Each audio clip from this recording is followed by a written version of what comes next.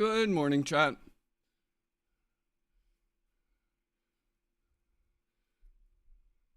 How's it going, gamers?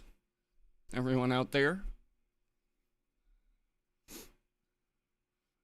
I honestly just rolled out of bed, like maybe 30 minutes ago.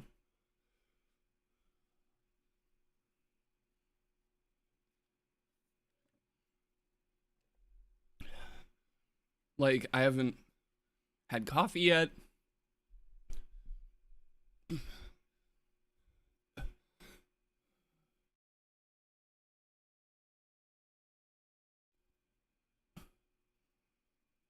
Like, I'm still, you can hear it in my throat. Whenever I first wake up, it's still that morning voice.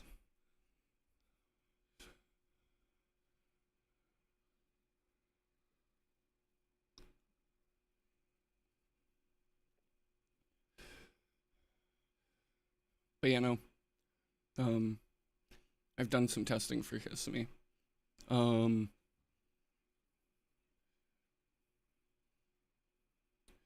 and like, Dionysus seems crazy.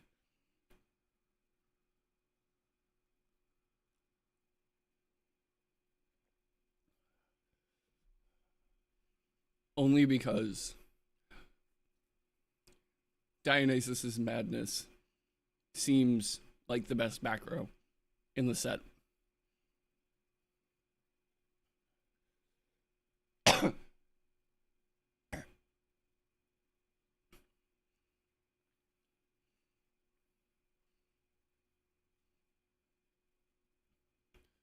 Bano, this set is gonna go crazy. Kissimmee's gonna go crazy. Like, holy.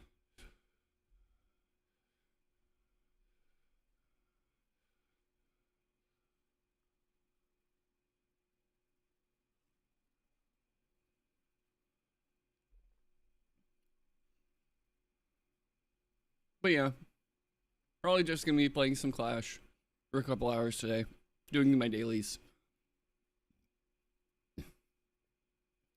Because ever since the new Clash Pass came out, I kind of have been slacking just a bit.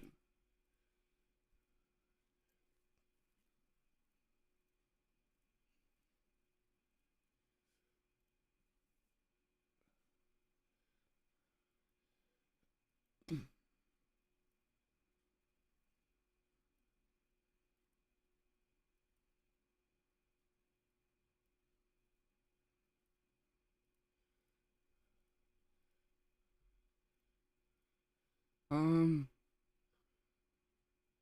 but yeah, let's just get into it.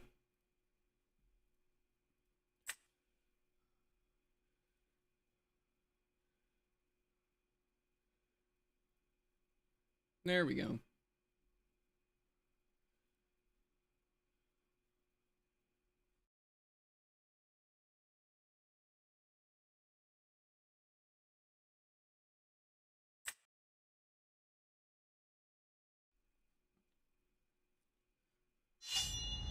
Oh, right away, Jesus.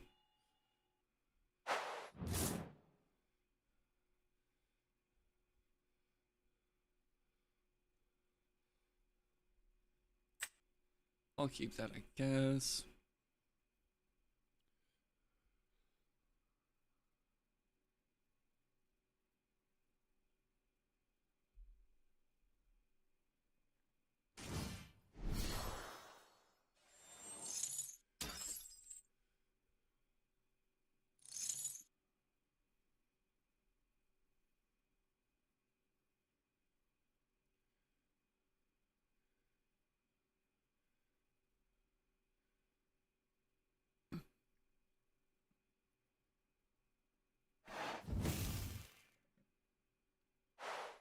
While I was downstairs, I really should have grabbed more water.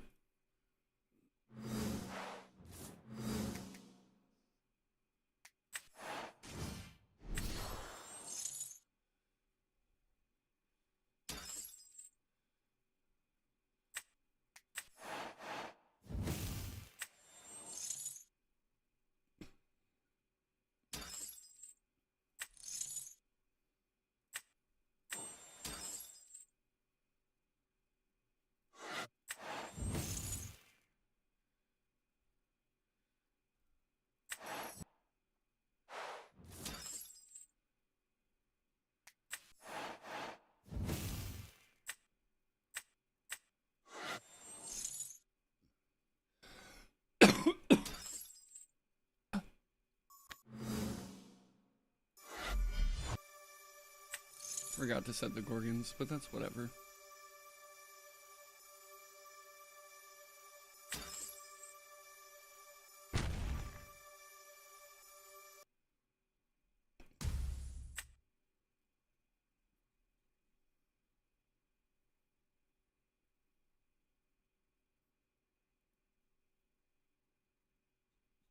Doesn't even tell me what they searched off the art, but that's so fucking useless.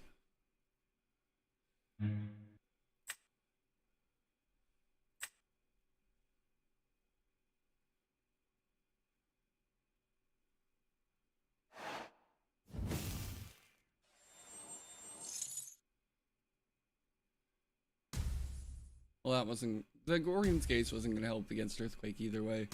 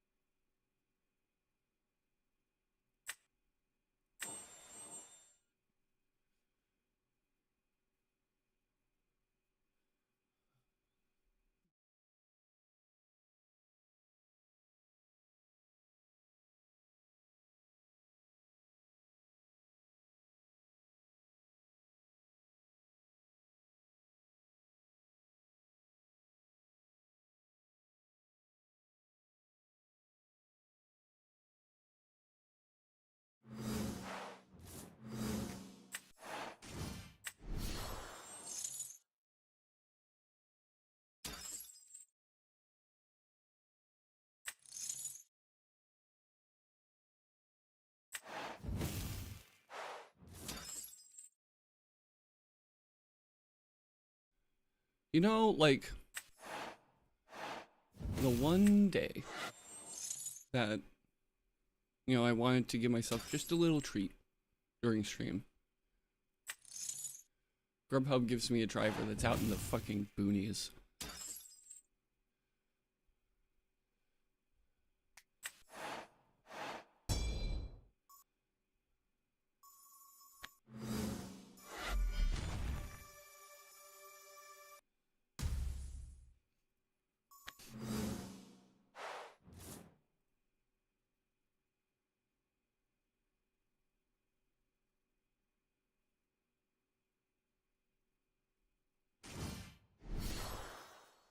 Rummagem?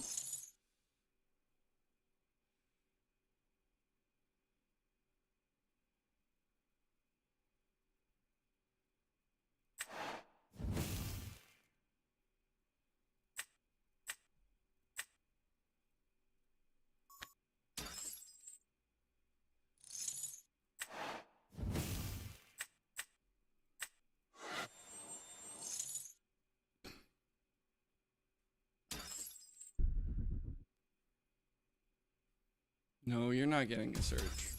I'm sorry. I just hope that I draw a guy that isn't Heliolith.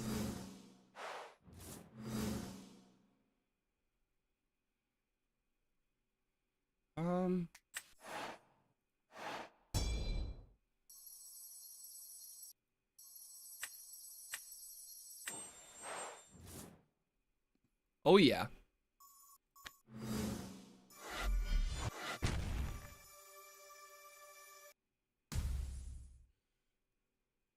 That's big. That's huge. Massive even.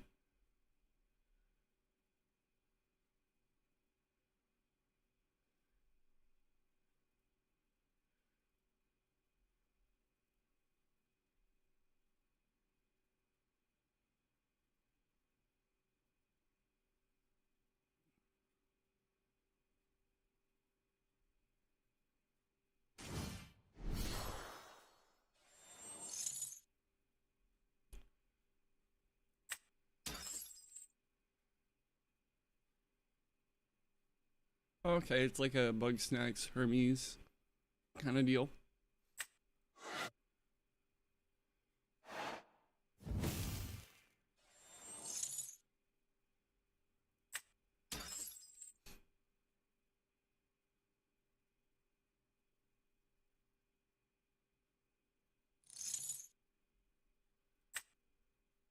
You know, you can boost your guy. That's fine. Make it a 5 crash.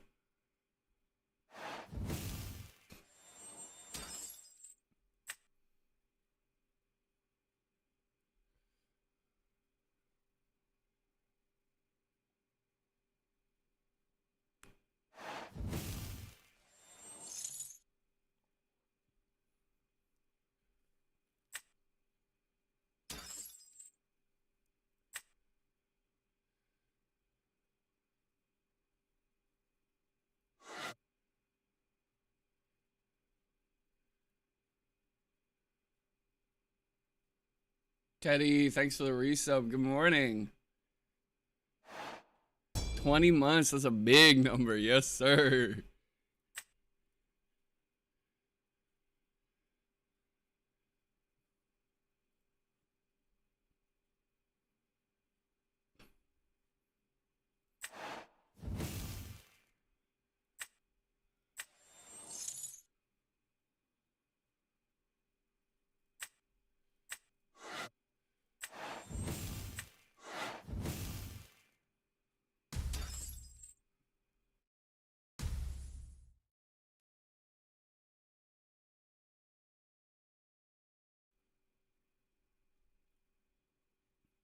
You know, just thought I'd get a stream in before I went off to work today.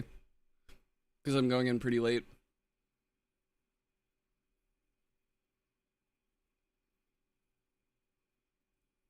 Might be a shorter one.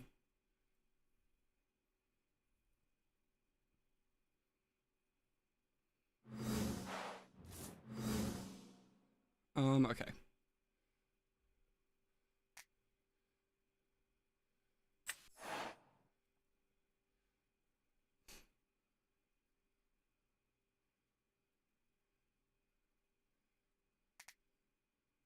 Man. 5:30 p.m. You working night shift. Yeah, no. Shoutouts to all Europeans, bro. Like, 90% of content creators being American must suck for you guys. Actually, let's go for a low. No. Let's go. Yeah, I guess we can go Heliolith. Bounce the guy. Because he didn't search the Hermes anyway. So I don't think he has it. Or if he does, he's just playing the one that's in his hand right now, so it doesn't matter.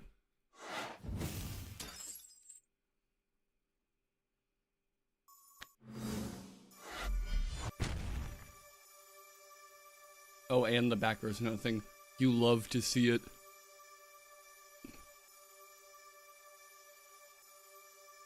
And I doubt that an Obsidian 5 caster with no username is gonna be a toggle god.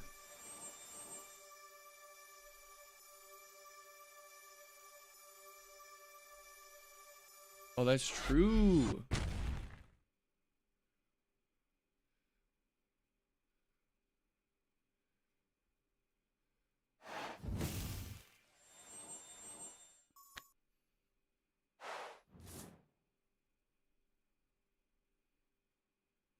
But yeah, no. So the past 2 weeks I've been like really sick, and I just got back to work this week, so that's why there haven't been streams. But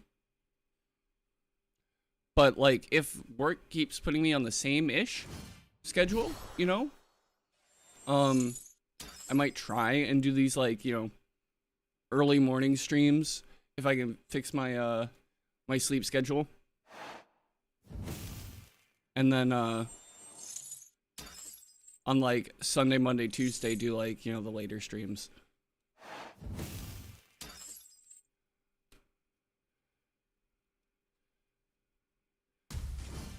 You know, it was a really bad case of bronchitis. It was horrible.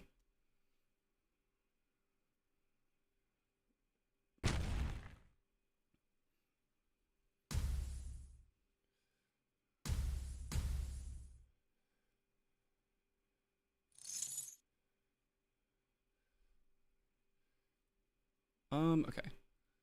Then we can expend you, and then we can expend you, right? No, we should probably expend a fire. Yeah, no, them not having a lot of product in Europe has been one of the main complaints that I've seen. But have you tried the marketplace Discord?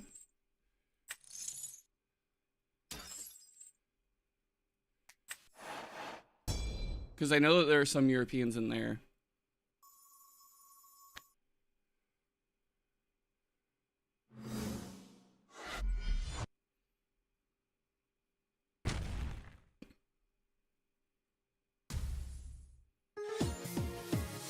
And there we go, easy as can be. I really should start using like earth spirits to cast my runes.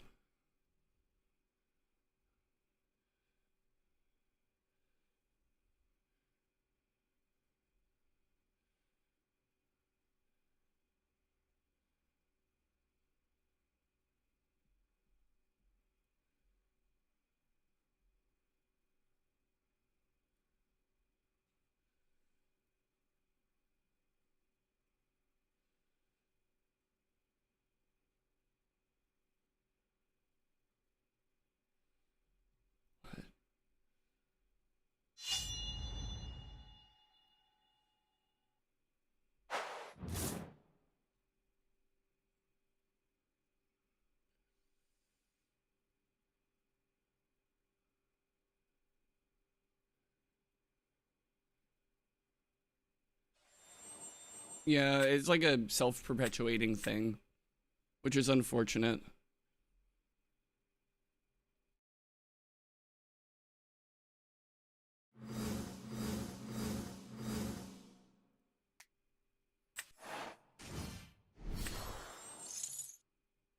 Man, I really wish that I played Scythe the Demeter in this deck.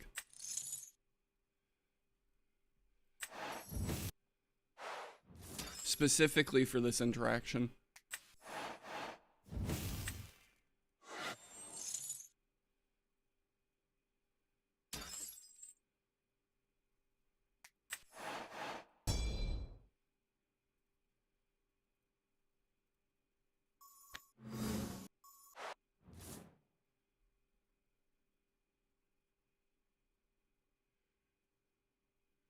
But yeah, no, I'm hopeful for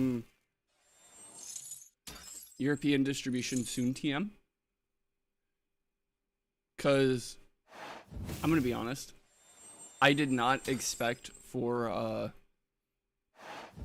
A Drive to be able to change to American production so soon. Like him having being able to get a deal with the company that he did is insane, right? In case y'all didn't know, for Livestream they changed to American manufacturing, and they are now Elestrals is now being manufactured by the same people who do Magic and Pokemon, allegedly. So I'm hopeful that they'll get a you know, whatchamacallit, a manufacturing partner in Europe with the same standards, but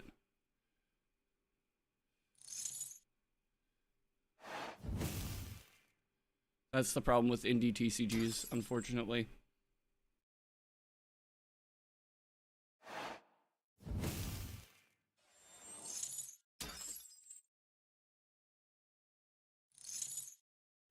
Oh, that's disgusting.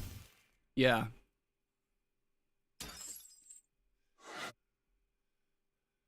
So then now it's double swapped. So then now I'm gonna Argo.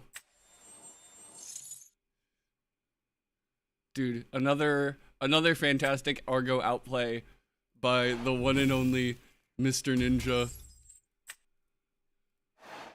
Another fantastic Argo outplay. Just absolutely destroyed this guy. Trying to be tricky with the double liar.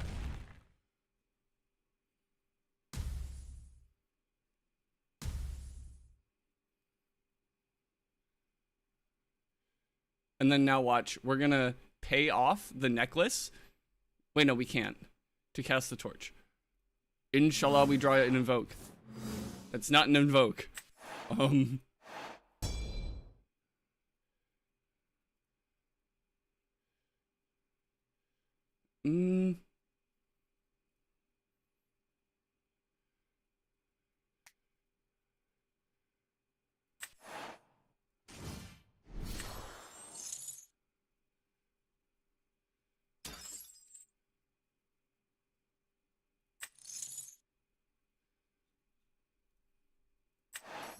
If we drew Ambro there, it would have gone crazy.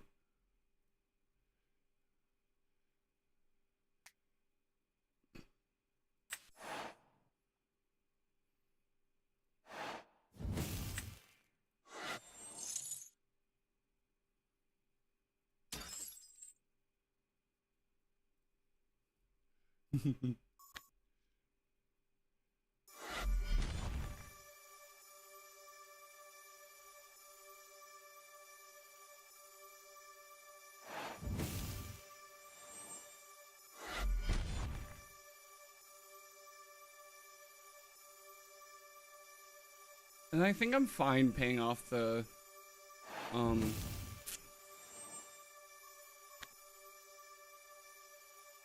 think I'm fine paying for this right now.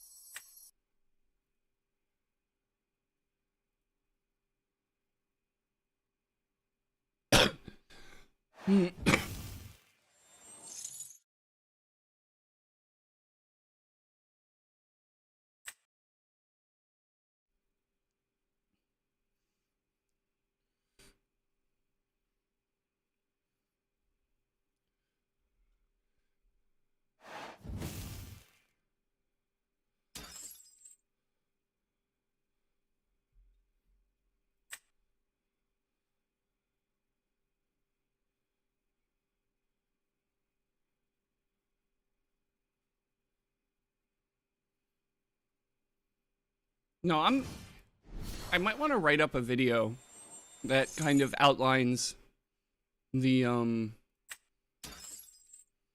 top 5, things that Illustrials needs to improve on in the next year. And a lot of that probably is, like, this will probably be scripting now, and then, like, release after, Kissimmee. But,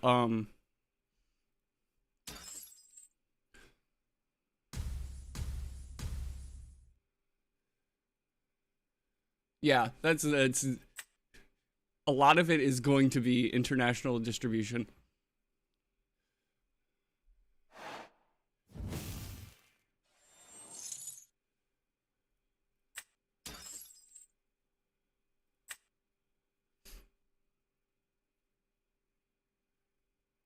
And then we alter.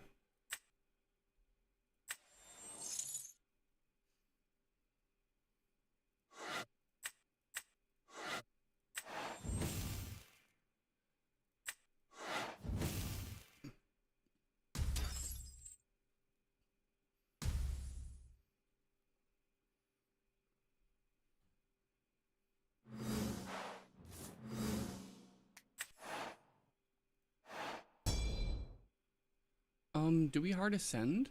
No, I don't think we do.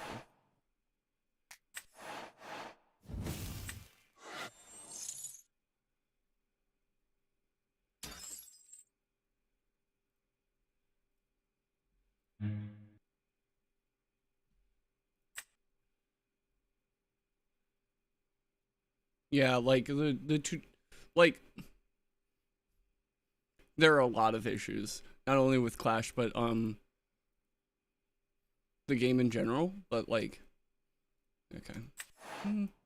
Wait, why can't I? Oh, I may be stupid. Yeah, okay. I just wasted a spirit.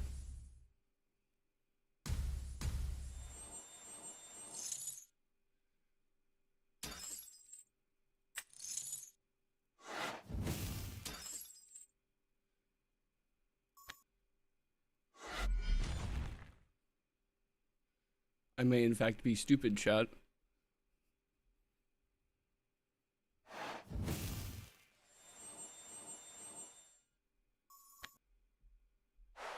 But yeah, no, it'll probably like the top 5 issues are like international distribution,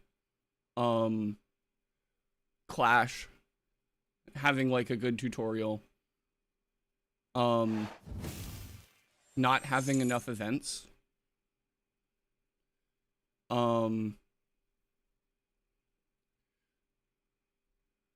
what else?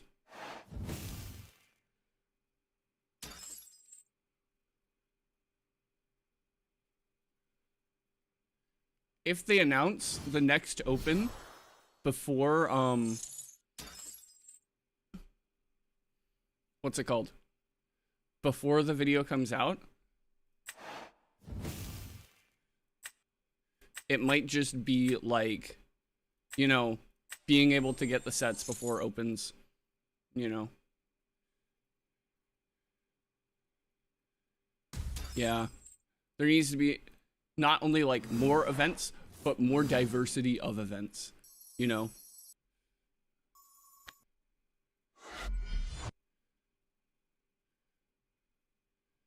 I think I could have, no, I should have normal cast the fucking Viscerus.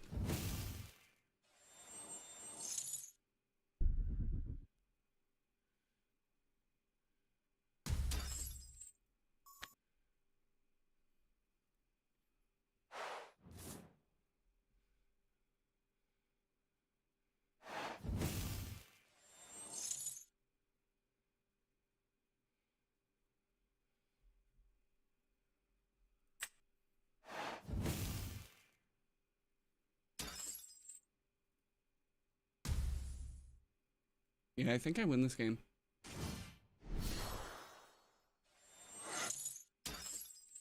Oh no, this guy kills my thing.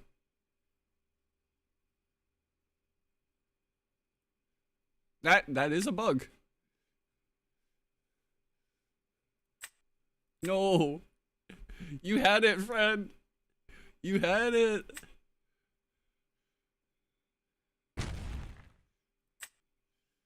Need healing.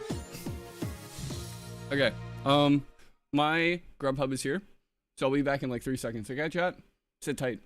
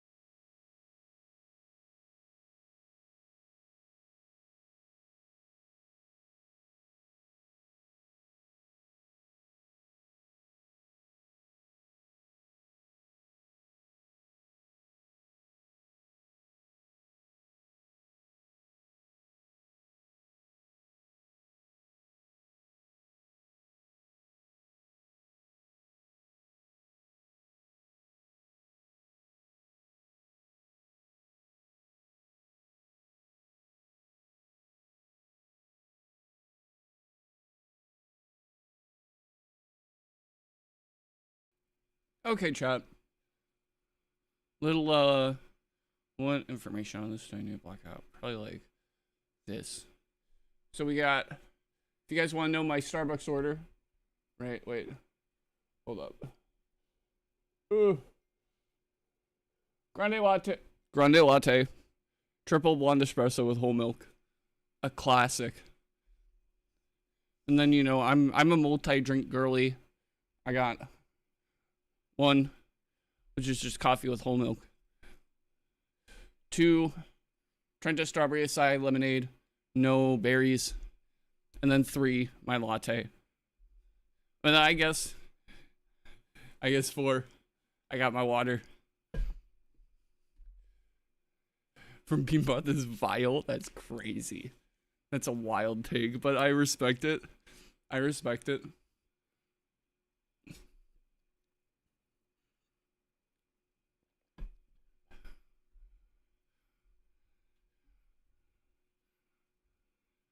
But no, okay. So the other day, I saw this camera, right? It's like the Insta360 Go 3 or whatever. And it's kind of like a teeny tiny little action cam, right? That like probably, I don't know, it's probably like as big as my thumb, right? And they make hat clips for it. So like, you have your hat and then it clips onto the front and then it's like a first person POV. And the first thing that I immediately thought of was, oh wow, this makes vlogging locals really fucking easy. Like incredibly so. Instead of, every single round, oh, I gotta, set up the tripod and the camera and hit record and make sure that both people can be heard. No, I just, set up the one camera that's on my hat, click record, and then we're good to go.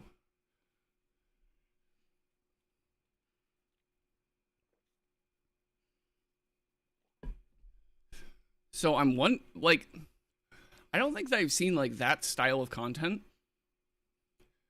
from anyone in the TCG space, right? Like a first person POV, like VOD review.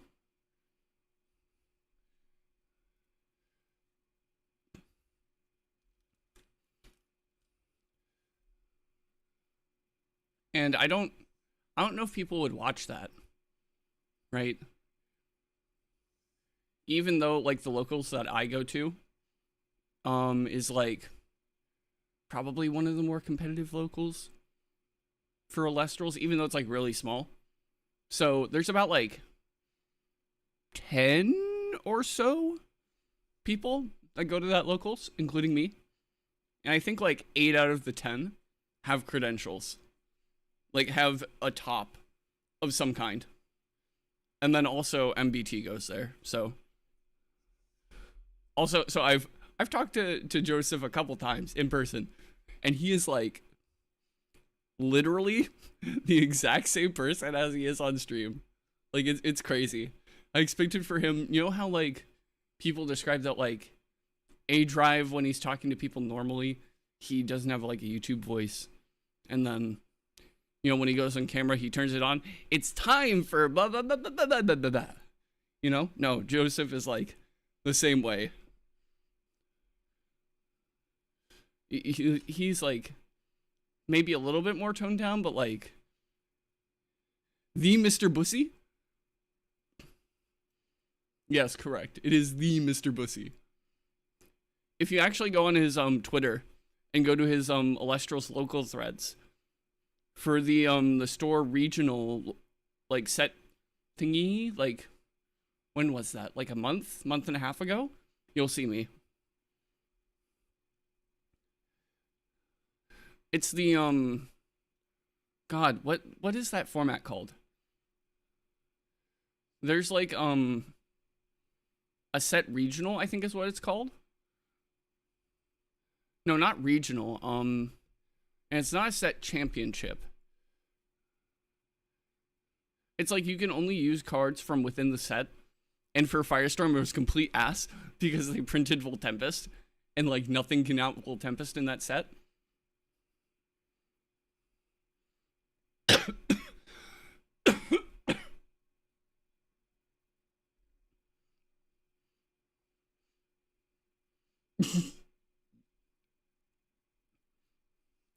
You know, like me and Joseph had like, you know, a back and forth. He pulled out his binder and it was like traits. I was like, traits? You know, it was funny. He is very easy to riff with. Like, you know, I realize that, like, you know, I'm not the most animated person, but like, you know, he makes it easy. Also, like, his entire front page of his binder is like prototypes, and I'm like, dog.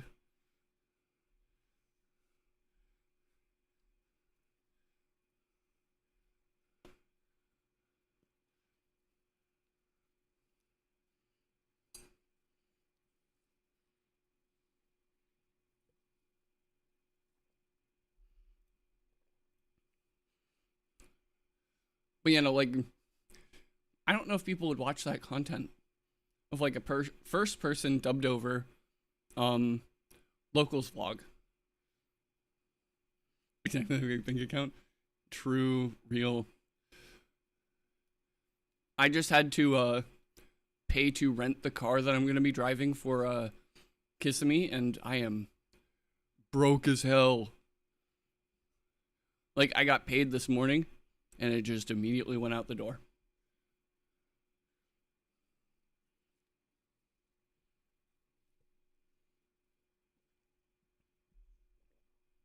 And when I say broke as hell, chat, that means I don't have any more fun money. I'm like, listen, I'm good with money, right? I don't come from money, but like I have the monetary discipline to like save a lot. So like I have a good nest egg. I am stable and secure. It's just I don't have any money to spend on cardboard, guys. No.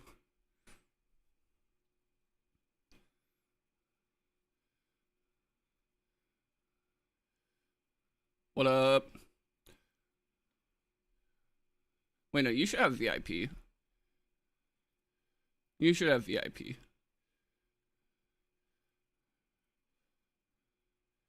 How do I VIP you from inside StreamerBot? Give you mod?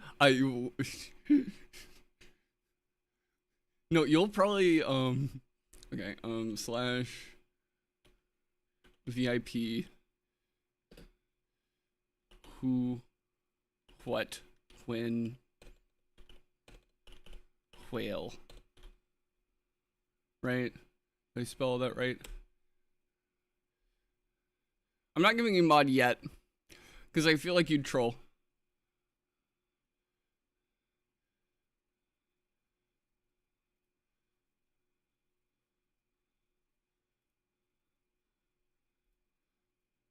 Someone would literally come into the chat and claim, like, the PS3 has infinite games, and then you'd ban them and say, no, it has no games, but it has infinite games. But it has no games.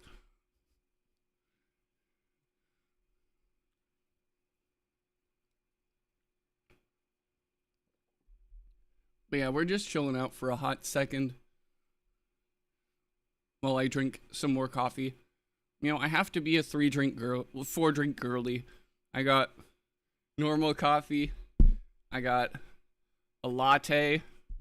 I got a refresher. And then I got water. But then the games is PC. True and real. PC, I hate to say it. I hate to say it because this phrase was, you know, created by white supremacists, but PC master race.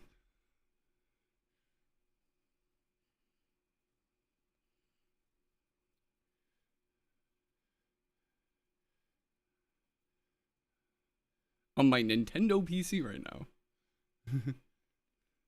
Yeah, that's true. With you being German, it's kind of... But no, as the American, as the one who lives in the fascist state, I'm allowed to say it, you know?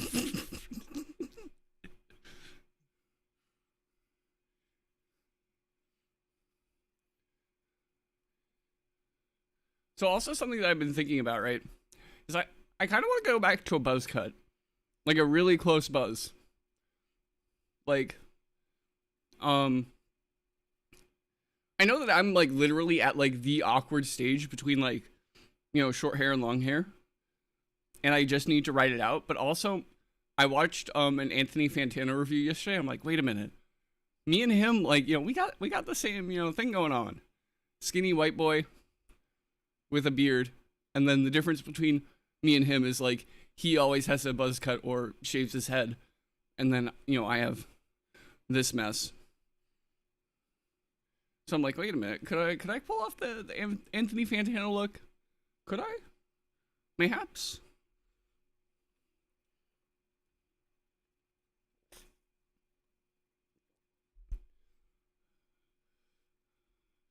Maybe as a treat, but no. Don't be surprised if at some point I just give myself a buzz cut.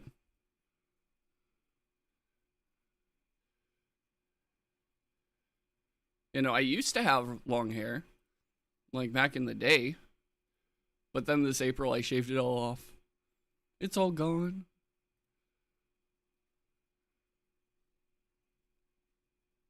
It's all gone. Quote, back in the day, it was really like, yeah, like 4 months ago.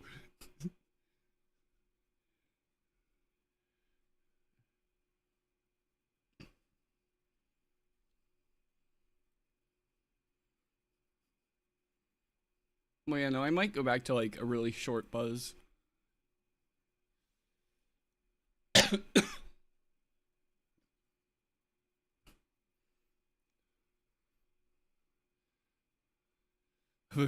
Okay, it wasn't a few weeks ago. It has been months now. I think that it is past the period of a few weeks.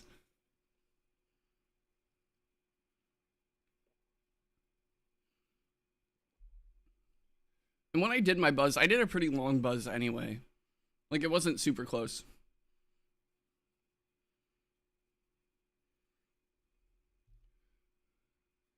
Yesterday was January. True. Yesterday for me was fucking August 2018. God, those were the days.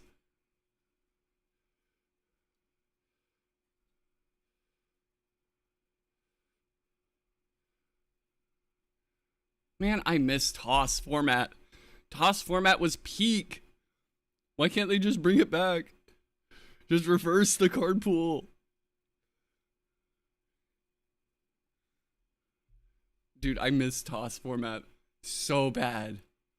I might pick up Yu-Gi-Oh again because I've heard that this format is really, really similar to TOS. But that would also mean that I have to learn what all the Dominus cards do, and I would have to pick them up, and those are expensive.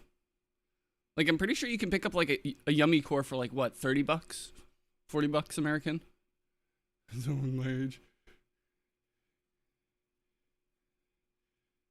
Almost 20 years now.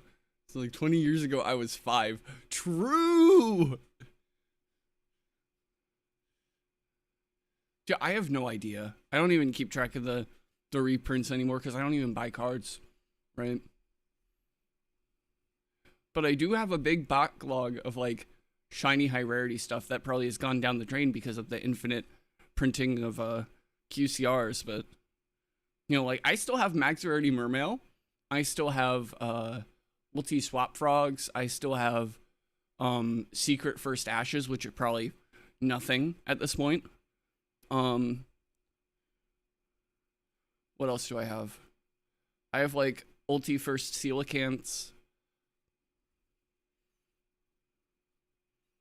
I'm trying to think of all the other really nice stuff that I have. I still have a CR first free near mint Frog the Jam. Let's go. Frog the Jam, that's my goat.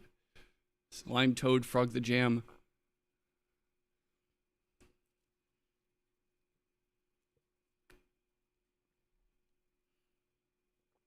Let me actually take this sticker off.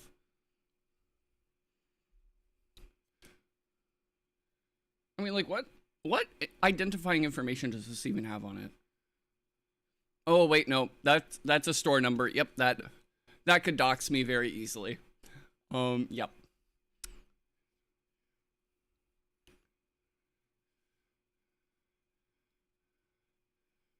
Germany was like, well, I don't have a choice. True. If the playset is that close and it's right there, you know, you might as well. Okay. Let's get back to gaming. This is supposed to be a gaming stream. We're supposed to be climbing chat. Oh, 100%. 30 euro for a bit? That's perfect.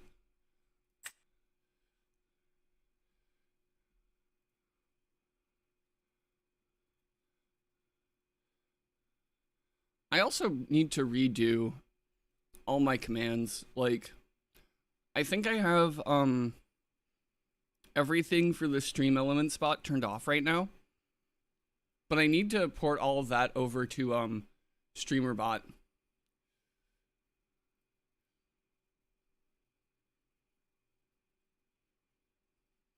Cause like StreamerBot's fucking insane. You can run C+ code in it. And it like does shit. It like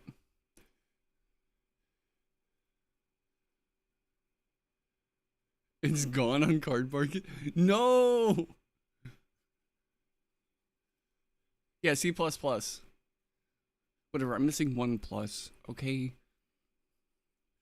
But no, if you guys have not seen the stuff that you can do with like StreamerBot, one of the main guys who advocates for it, Nutty, has okay.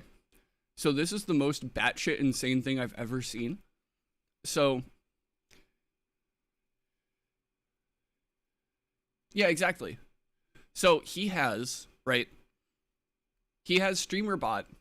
Whenever someone subs, take a picture of him, right? Take a picture of his webcam, and then print it out of a physical printer in black and white with a sub message underneath it.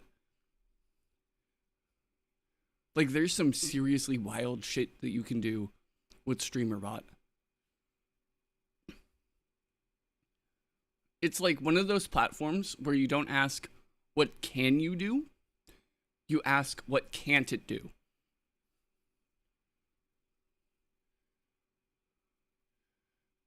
Which up until very recently was like interface with kick.com, but now it can.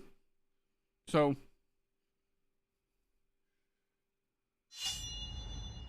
Dimax. That's a really good player. Oh no, I'm about to get washed.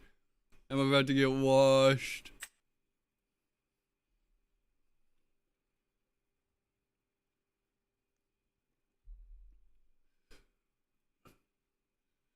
Dimax is only silver too?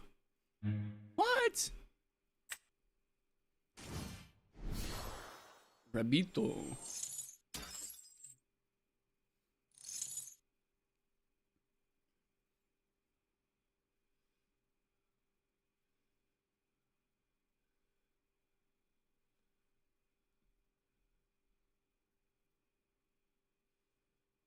Oh yeah, also I've been testing for live stream. And dude, near one goes 35 a pop. You know, like so what? That's 105 euro for a playset. That bit's not worth it. That bit is no longer worth it.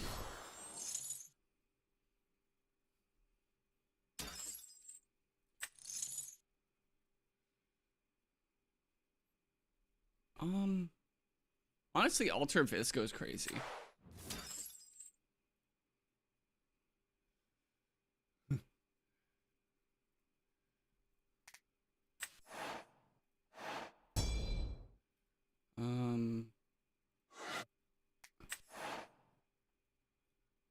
Actually, you know, let's just set 3.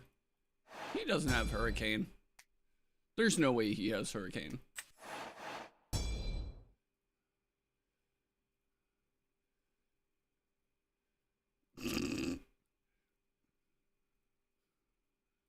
true and real.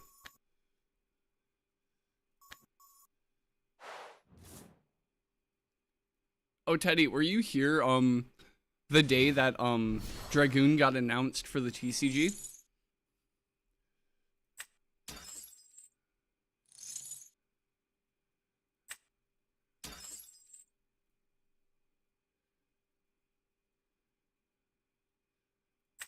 Like literally, I sat on Red Eyes Fusion's page and we literally saw it disappear in real time. I think there's a clip on the channel somewhere.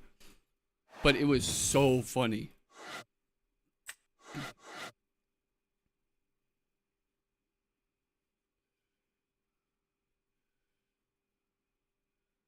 Let's go. I guess we can Argo.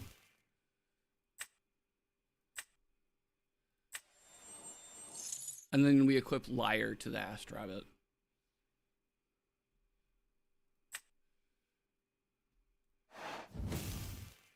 But that's a very vintage ninja clip.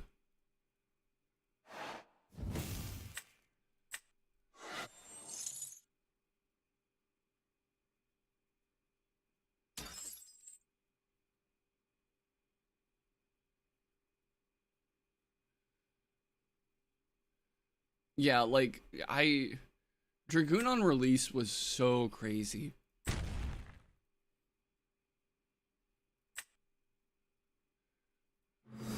Oh yeah, I remember designators when they first came out were like literally $100. I'm like, there's no way. Let's run out this.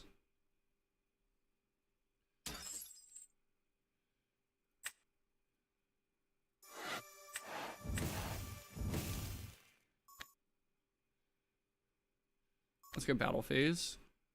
We can go this into Galaxy. Watch, we're about to absolutely destroy this guy. Ogdoadic invoked, true, real.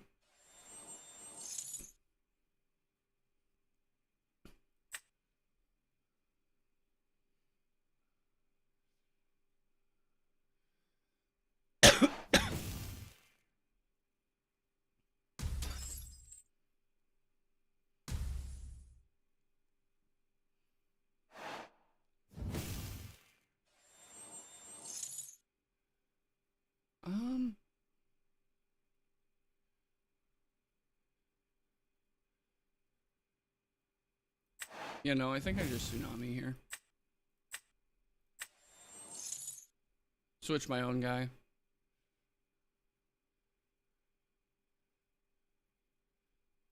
Same. Because, like, I really want to actually try hard. Oh, yeah, no. The fucking new tournament rules are fucking unhinged. Like, oh my god. I didn't think that they'd actually go through with it. I was like, there's no way. Right? There's no way that they make it a double match loss. It has to be a double game loss. Then they came through and they're like, no, it's a double game loss.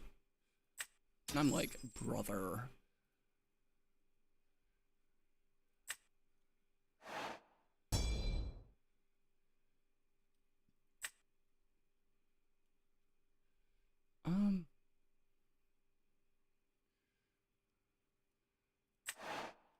I will.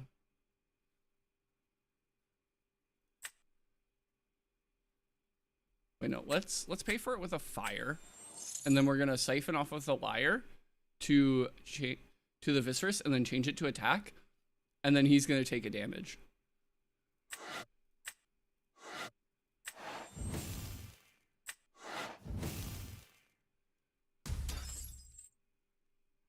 And then I get another Viscerus.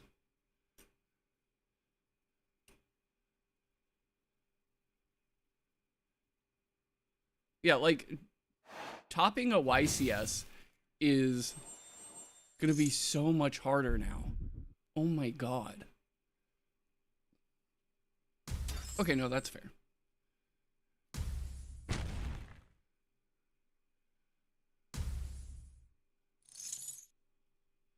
Like, having to go, right, X2 over 15 rounds is insane. And even then, you're not guaranteed, right? Which is fucking wild.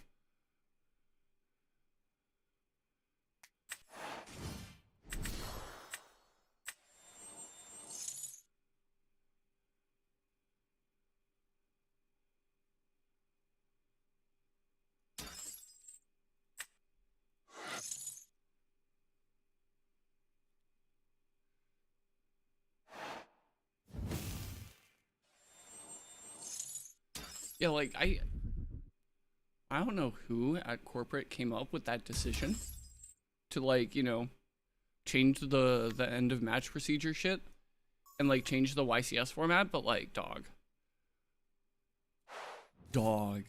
that person's gotta get fired. This is like literally the worst change of all time.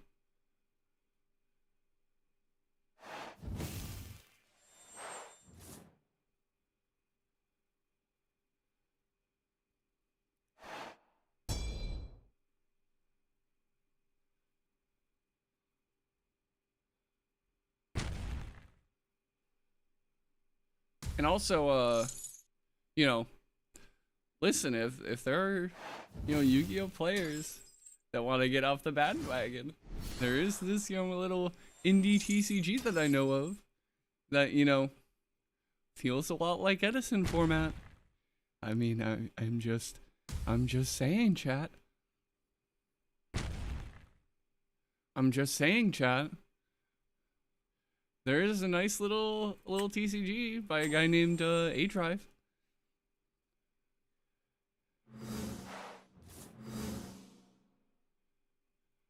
Okay. So what do we do here? There's already a Vis and Grave. It's literally the third Viserys that gets you. I'm not even joking. Okay. So, well, I'm taking at minimum 3 Spirits of Damage a turn.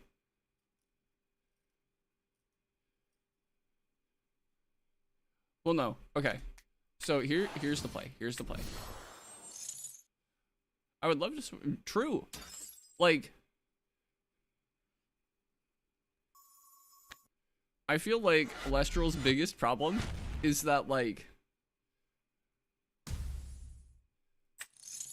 they have not tapped into markets that want to give them money. Like, people want to play this game. It's just that the game itself is getting in its own way.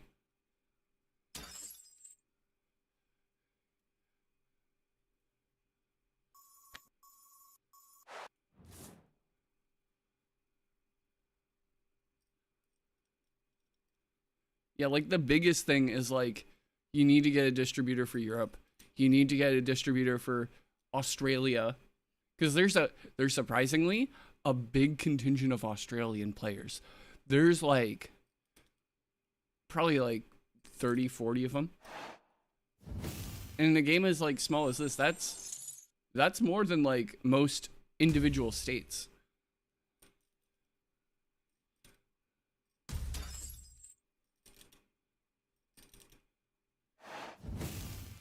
Yeah, like I haven't seen any Asian casters, but like, you know, a distributor in like Asia would kind of go crazy, I'm not gonna lie.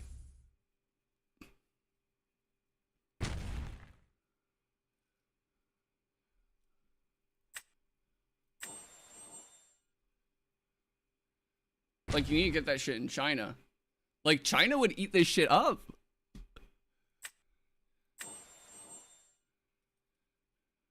I think I just lose this one, honestly.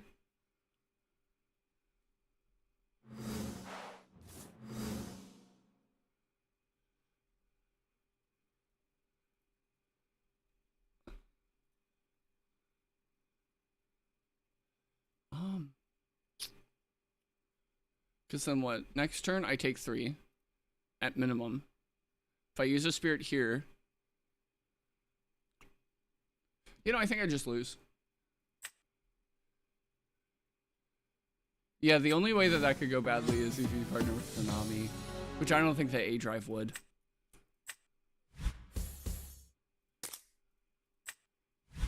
Like, A-Drive very much, like, I don't know if you've seen, but like, A-Drive has been flying to the American printing place that he's partnered with, and like doing inspections of the cards as they're coming out of the line.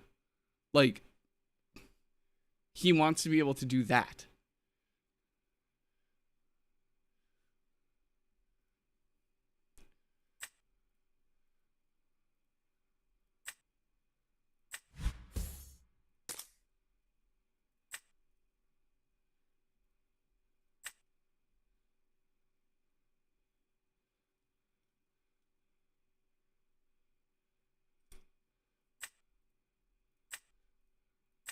But also, you guys already know, we're doing a huge opening for Livestream when it comes out. Because I'm going to Kissimmee, I get the cards early. Yeah, no, like, I feel like A-Drive's biggest strength and weakness is that he is extremely open to feedback.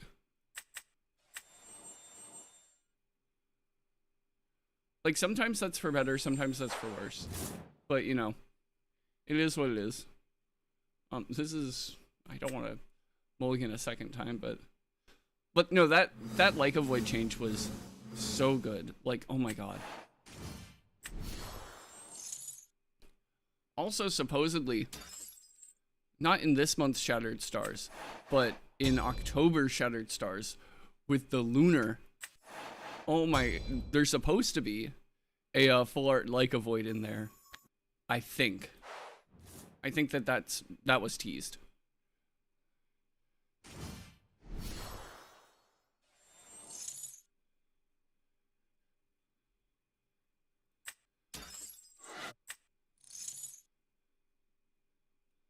Yeah, like, how they handled Dazed and Enraged was, honest, in my opinion, really bad. If they had revealed Dazed and Enraged along with like the first cards that they were printed on, I could have been testing with that like a month and a half ago, right? I could have started like seriously testing so much earlier. Oh my god. Like,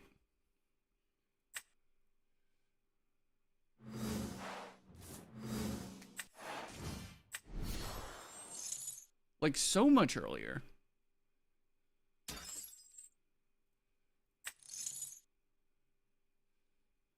And especially with how Kissimmee is going to be set up, where it's with the new set the week of release. Like, you know, all that time, it means something. You know what I mean?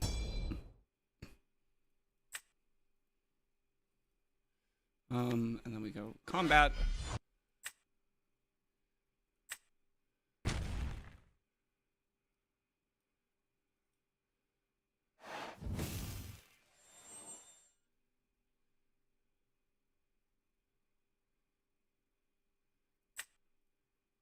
Yeah, and that that desire to create buzz was probably definitely from like the YouTuber brain side of you know, A-Drive, rather than like the card game creator side of A-Drive.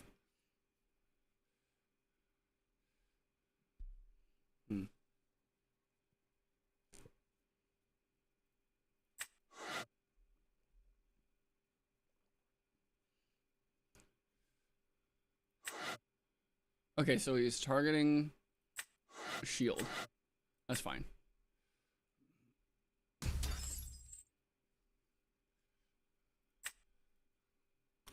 But like, if you are going to have your event hinge on, you know, us being able to test early to the point where you are giving us product early, right? Like half a month early, before even OTSs have it, you need to, like, you need to give us that info so that, people can properly test. Because, like, what, getting top 4, if you already have Worlds points, basically guarantees you an invite to Worlds. If you get first, guaranteed an invite to Worlds. Also, so, like, at the last Open, the first, second, and third place prize cards were Asked Rabbit, which I don't have to tell you is extremely playable. And then now, right, top 16 is Cyprong, which I also don't have to tell you. Well, I do, because people haven't been testing, but, like, Cyprong is probably one of the best Alestrals in the entire set.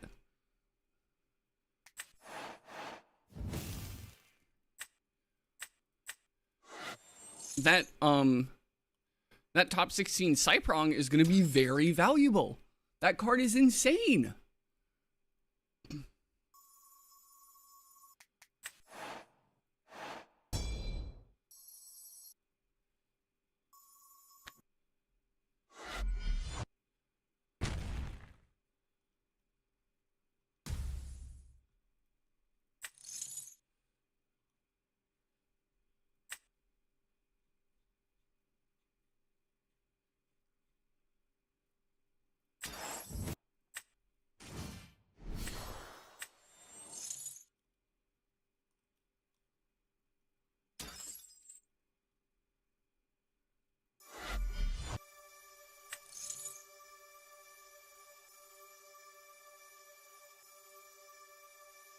What do I want on top? Probably shield.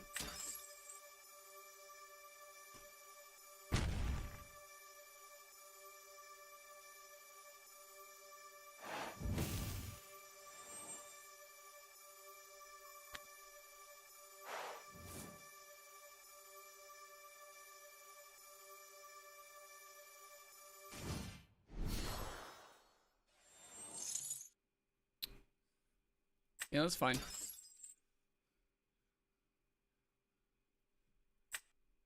You go battle phase, try to crash. I'm gonna tsunami.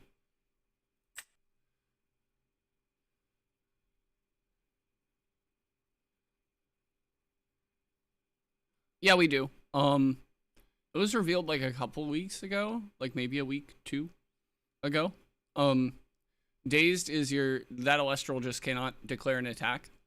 Enraged is that Alestral must attack if able, and then during the controller's battle phase, it switches to attack.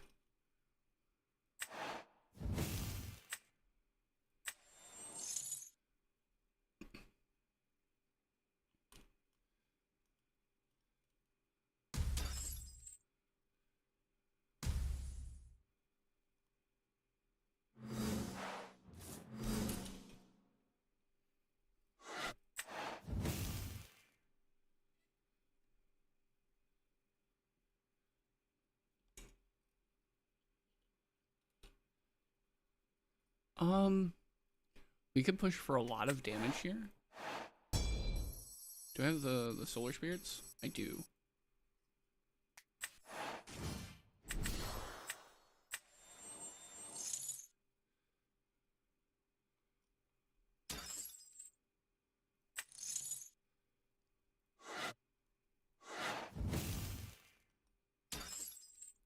So it's like 5 damage on board.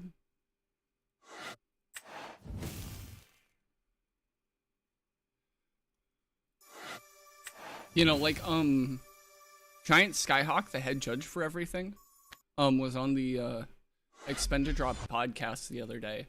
And he was like, yeah, no, some people just, like, immediately guessed it, like, nail on the head type shit.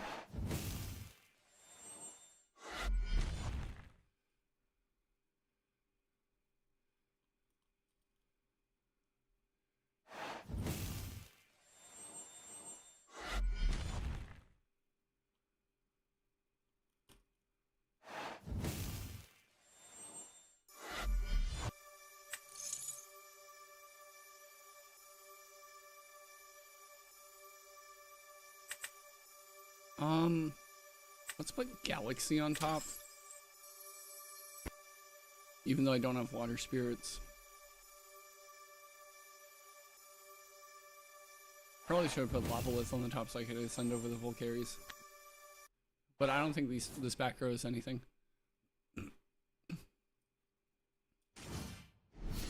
I feel like eventually we will.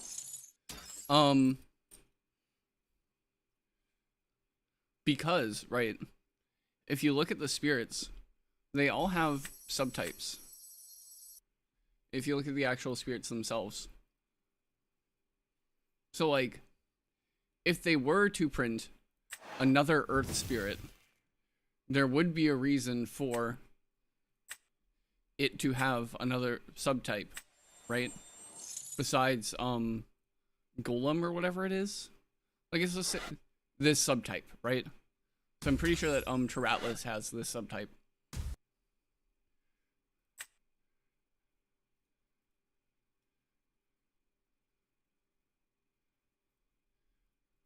Yeah, I don't think that they would, like, necessarily have a downside, but, like, I feel like the Alestrals or cards themselves would have a synergy with, like, having a specific subtype. Like, if you go to the spirits, right? Like, Teratlus is Golem and Insectoid. I don't even know what those are. Yeah, like, you can see all of them have, like, you know, different subtypes.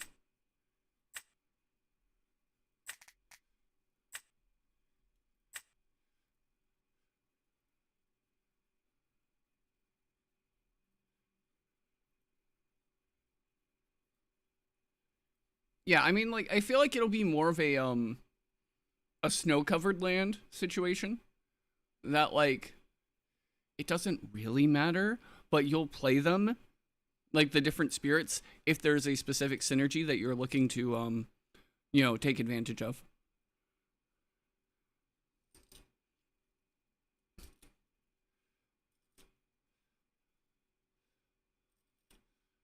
You know, that happens with every set. Like, every set has, unique spirit arts. But they're still all, named the same card. But I could definitely, okay. So this is a crackpot thing. But, like, this would probably be, like, Alestrals 4.0. Like, right now we're in, like, Alestrals 1.5 with Livestream. This is like Alestrals 4.0. But I could see them printing a line of spirits where it's like, if you control no cards on board, you can special cast this spirit onto your board as an Alestral, and it has no enchantment cost, right?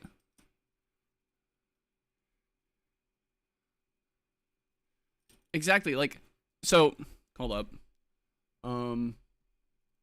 So my favorite spirit arts is for Shattered Stars. They printed every single one, in, like, stained glass. That's kind of hard to see without the lights, but they did every single one of those, and I have, like, 12 of each spirit, and that's, like, my default, right? If they added the stained glass as a package, I would buy it the second that it is out. Like, if it's $100, I don't care. John Alestrals, just let me spend money on Clash, please.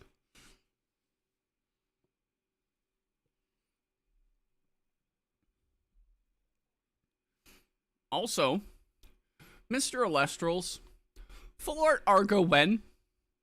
I want full art Argo.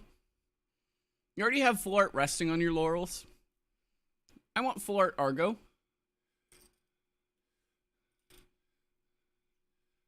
Oh yeah, that's true. That's true. No, but imagine if when you bought new arts for your spirits, like, some of them were, like, better, and, like, when it's flying across the screen, it had a different animation. That would go crazy. That would go crazy. Like, if instead of, like, you know, it looks like a wisp, if, like, the particle effects were, like, pieces of stained glass coming off of the spirit, John Alestrals, Hire me to the design team. I will come up with ideas like this daily.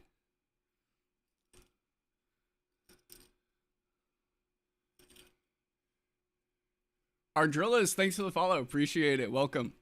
We're just kind of chilling right now.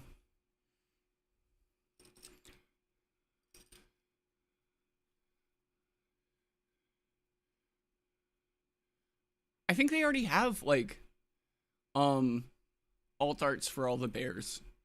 Like, you know, they, especially with the new I'm like 90% sure, right? Where is Ursa?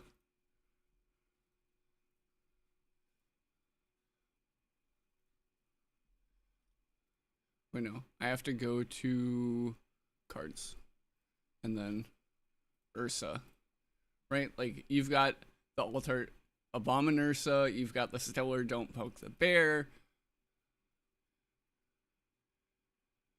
True. But like, yeah, no, they put out a lot of alternate arts. Like, you've got full art Ursa Den, which this is coming in live stream. This goes crazy.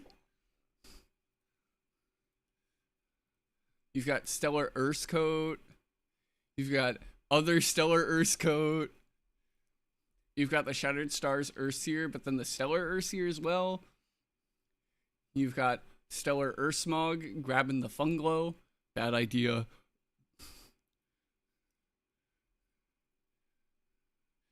And yeah, you've got like the like, yeah. There's a lot of different treatments that you can get. I want the alt art hibernation that they have for what's it called? I think it's the Keone structure deck that they have it in. That there's an alternate art where Glaciersa is just like lying back and like, you know, that one goes crazy.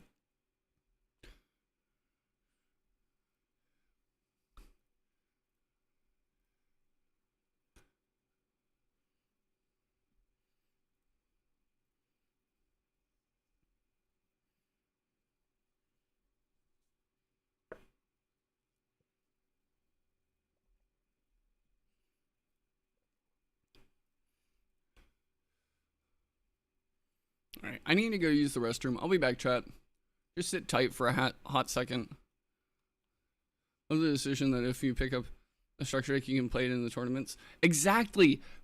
That is like the biggest thing. Because you want to know why they did that? You want to know why they did that? Okay, so in the first set of starter decks, it was Penterra and Ephemeral. In the Ephemeral structure deck, it had base set Spark-It, which is a 4/2 that says you can Nexus Thunder. When this card receives Thunder in a Nexus, you can look at your opponent's hand and have them discard one card. Suffice it to say, Spark-It is fucking broken and probably can't come back ever.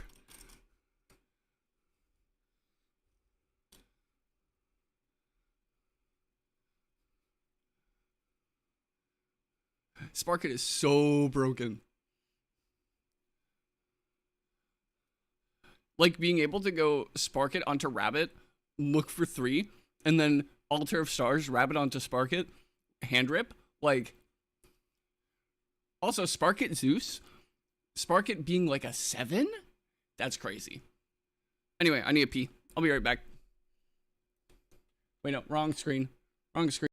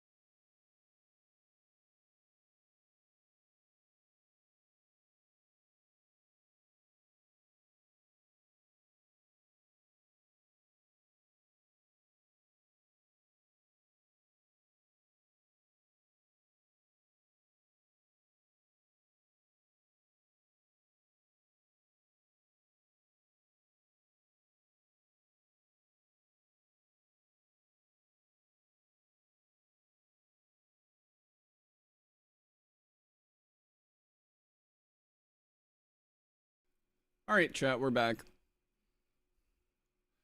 Um,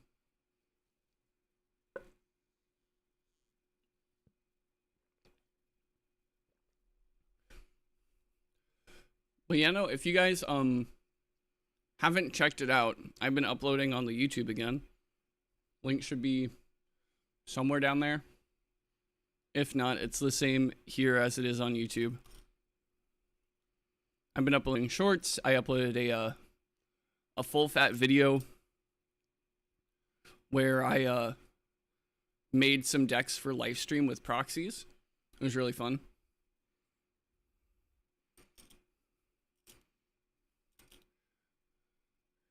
You know, I think I'm gonna try and upload at least 2, maybe 3 shorts a week. Maybe like do morning streams like Thursday, Friday, Saturday, and then, or like Friday, Saturday, and then do evening streams Sunday, Monday, and then edit videos Tuesday.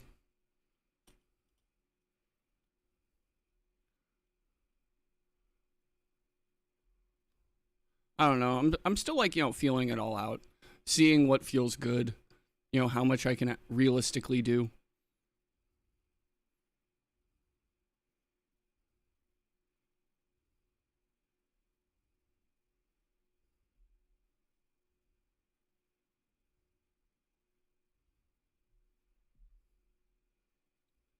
You know, I think what I'm going to end up doing is like 2, maybe 3 shorts a week. And then a full fat video like every other week, something like that.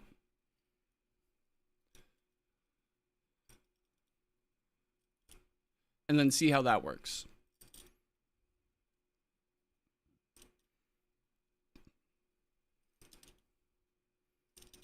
Yeah, let's get back to it. Where's my game? Game. There we go.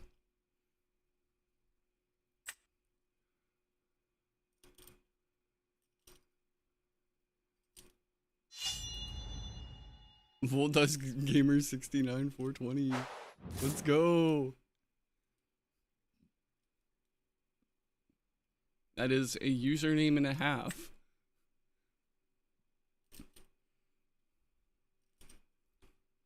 Also, Dionysus's Madness is a fucking crazy card.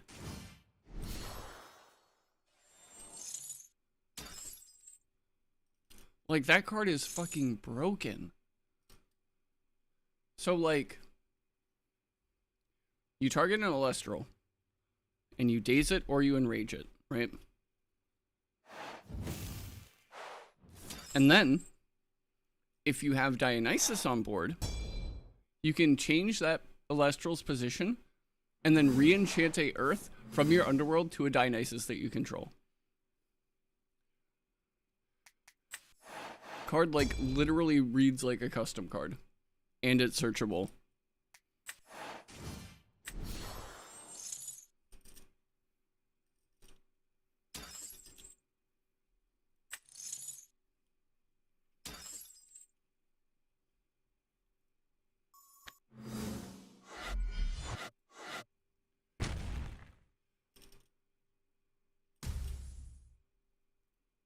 Like, the pure Dionysus deck is the first time in Alestral's history where I've felt like piles of neat synergies outweighs playing good stuff.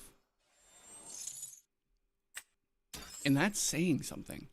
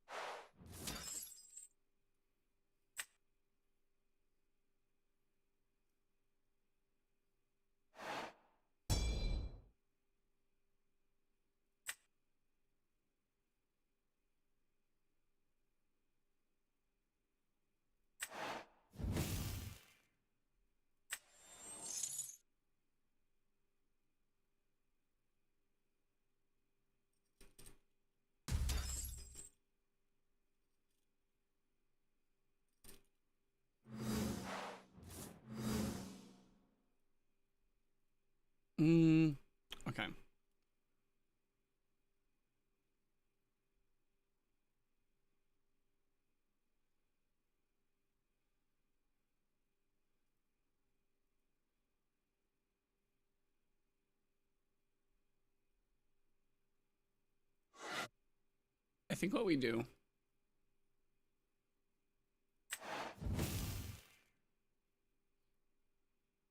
is we go set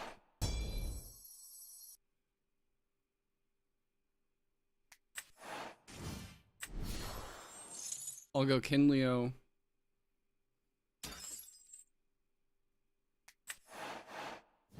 and then fire to the Kinleo.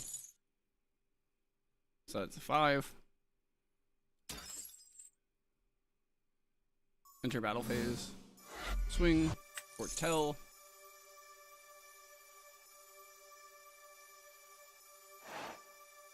Tsunami. Okay.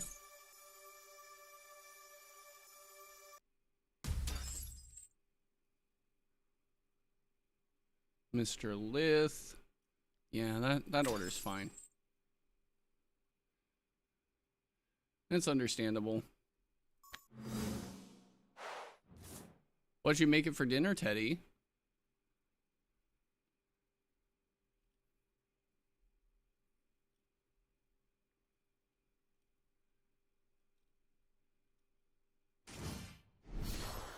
Oh my god. Gnobbert. So it's bread? Understandable.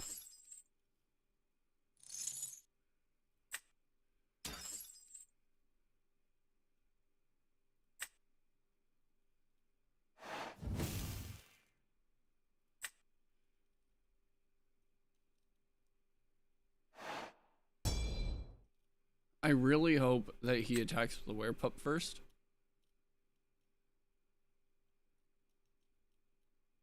No, he's a gamer, unfortunately.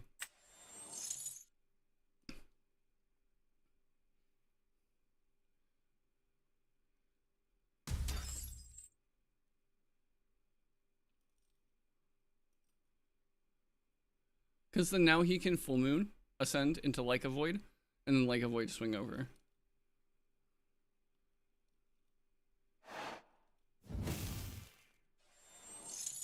Oh, and then he's using it off the knot. That's smart.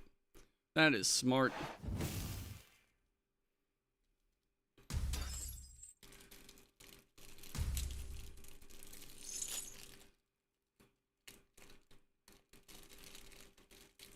I'm surprised that he isn't putting a lunar on the werepup and then ascending with the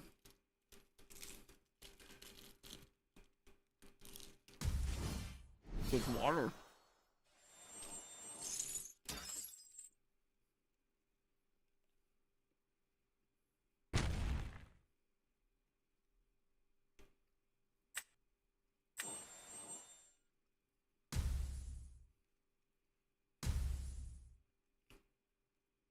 Mm-hmm.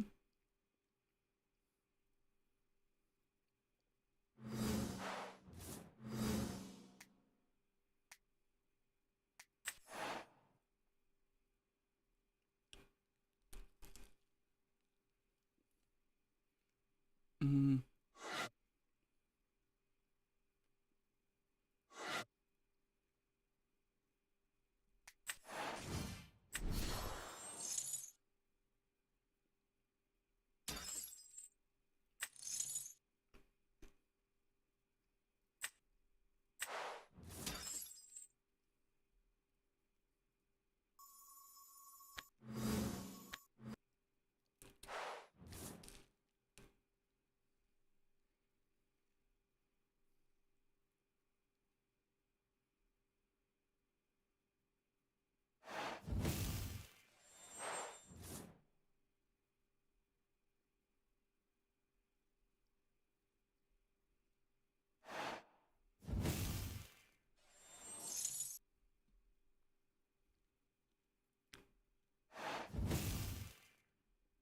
Honestly, understandable.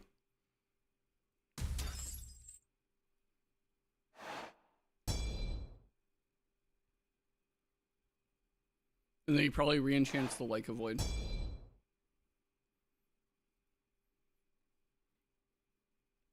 No. That is strange.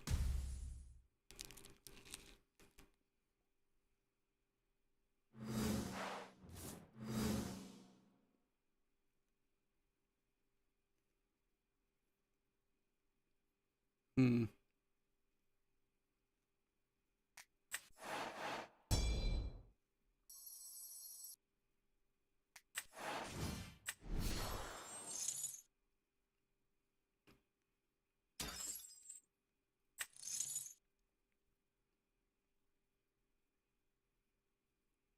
Grab shield.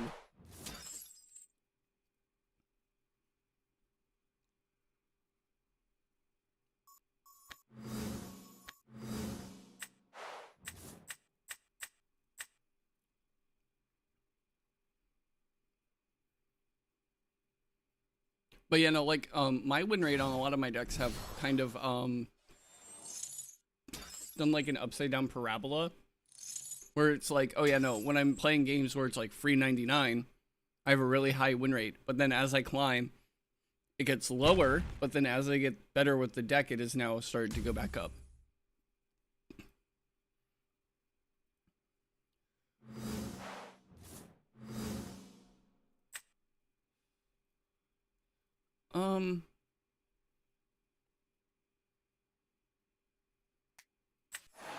Let's go lava lift.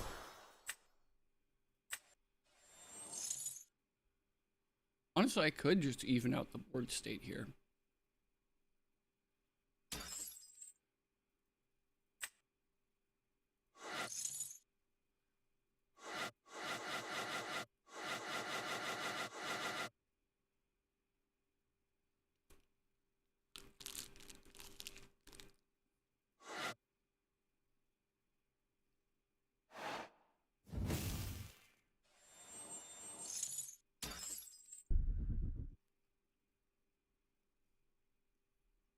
Hmm.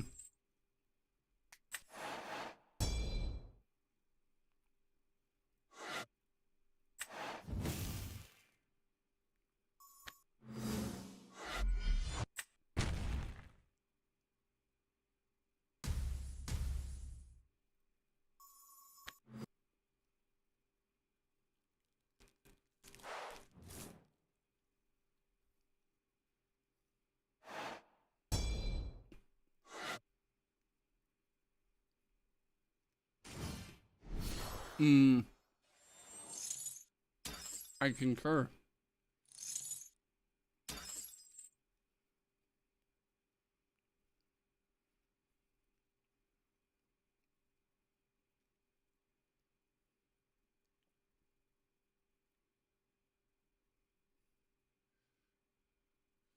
Hmm. Let's go shield.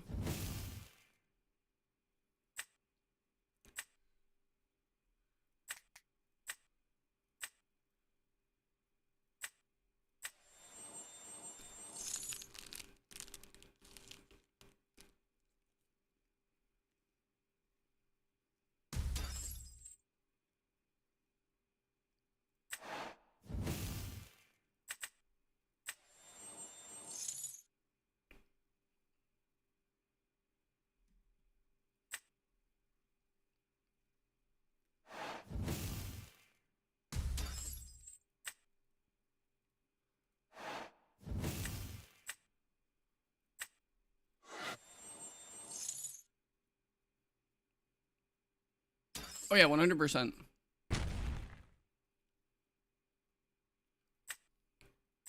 So like the only banned cards right now are Sparkit,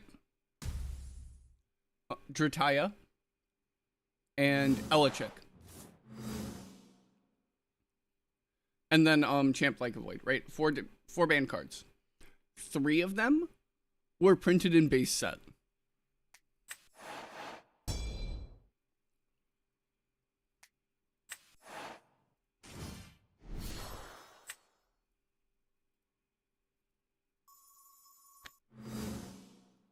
Oh, I might just lose this.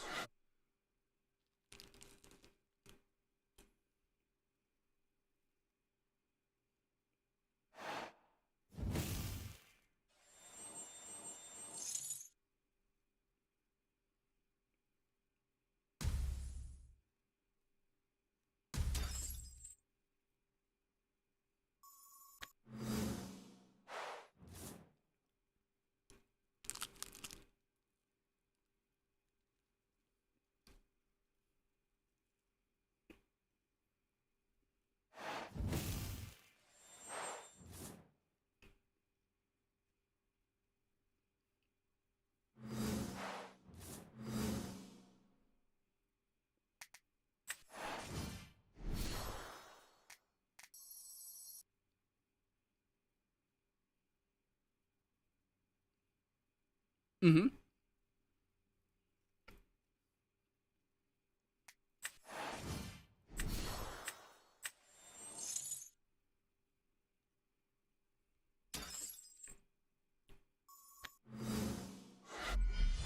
Teddy, have you seen the Waspire FTK?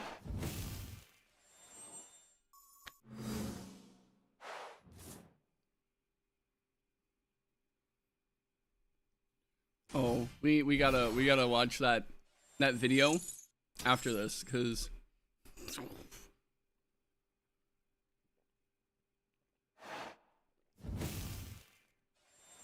that is a piece of Alestral's history that needs to be seen.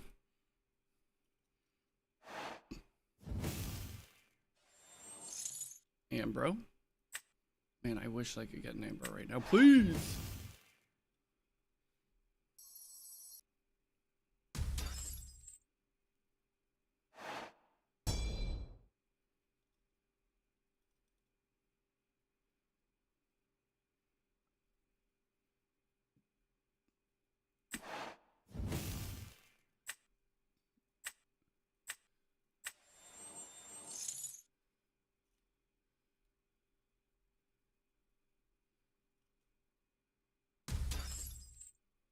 I think that I just lose this one. I'm gonna keep it a stack chat. Waspire FTK was fucking insane. It's like, oh yeah, no, we're like 3 sets in, but we already have like a very consistent FTK.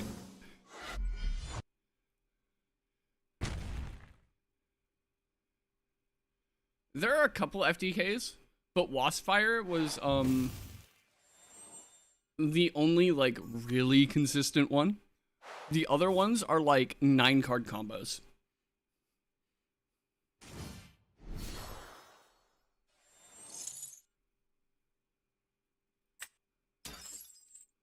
No, I think he just has it. Okay. React time. Let's see here. Let me pull up my browser.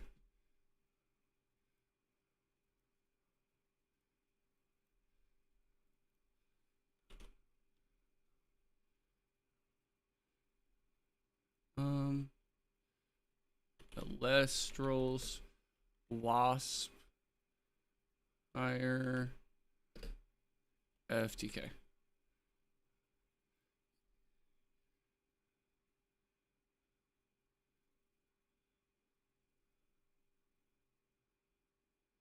I forget which one was the original one.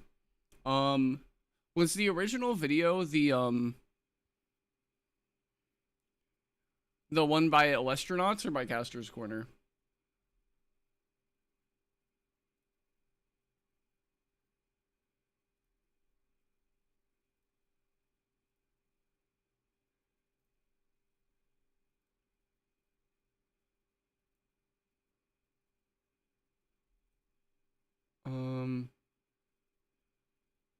Where's transform? Transform.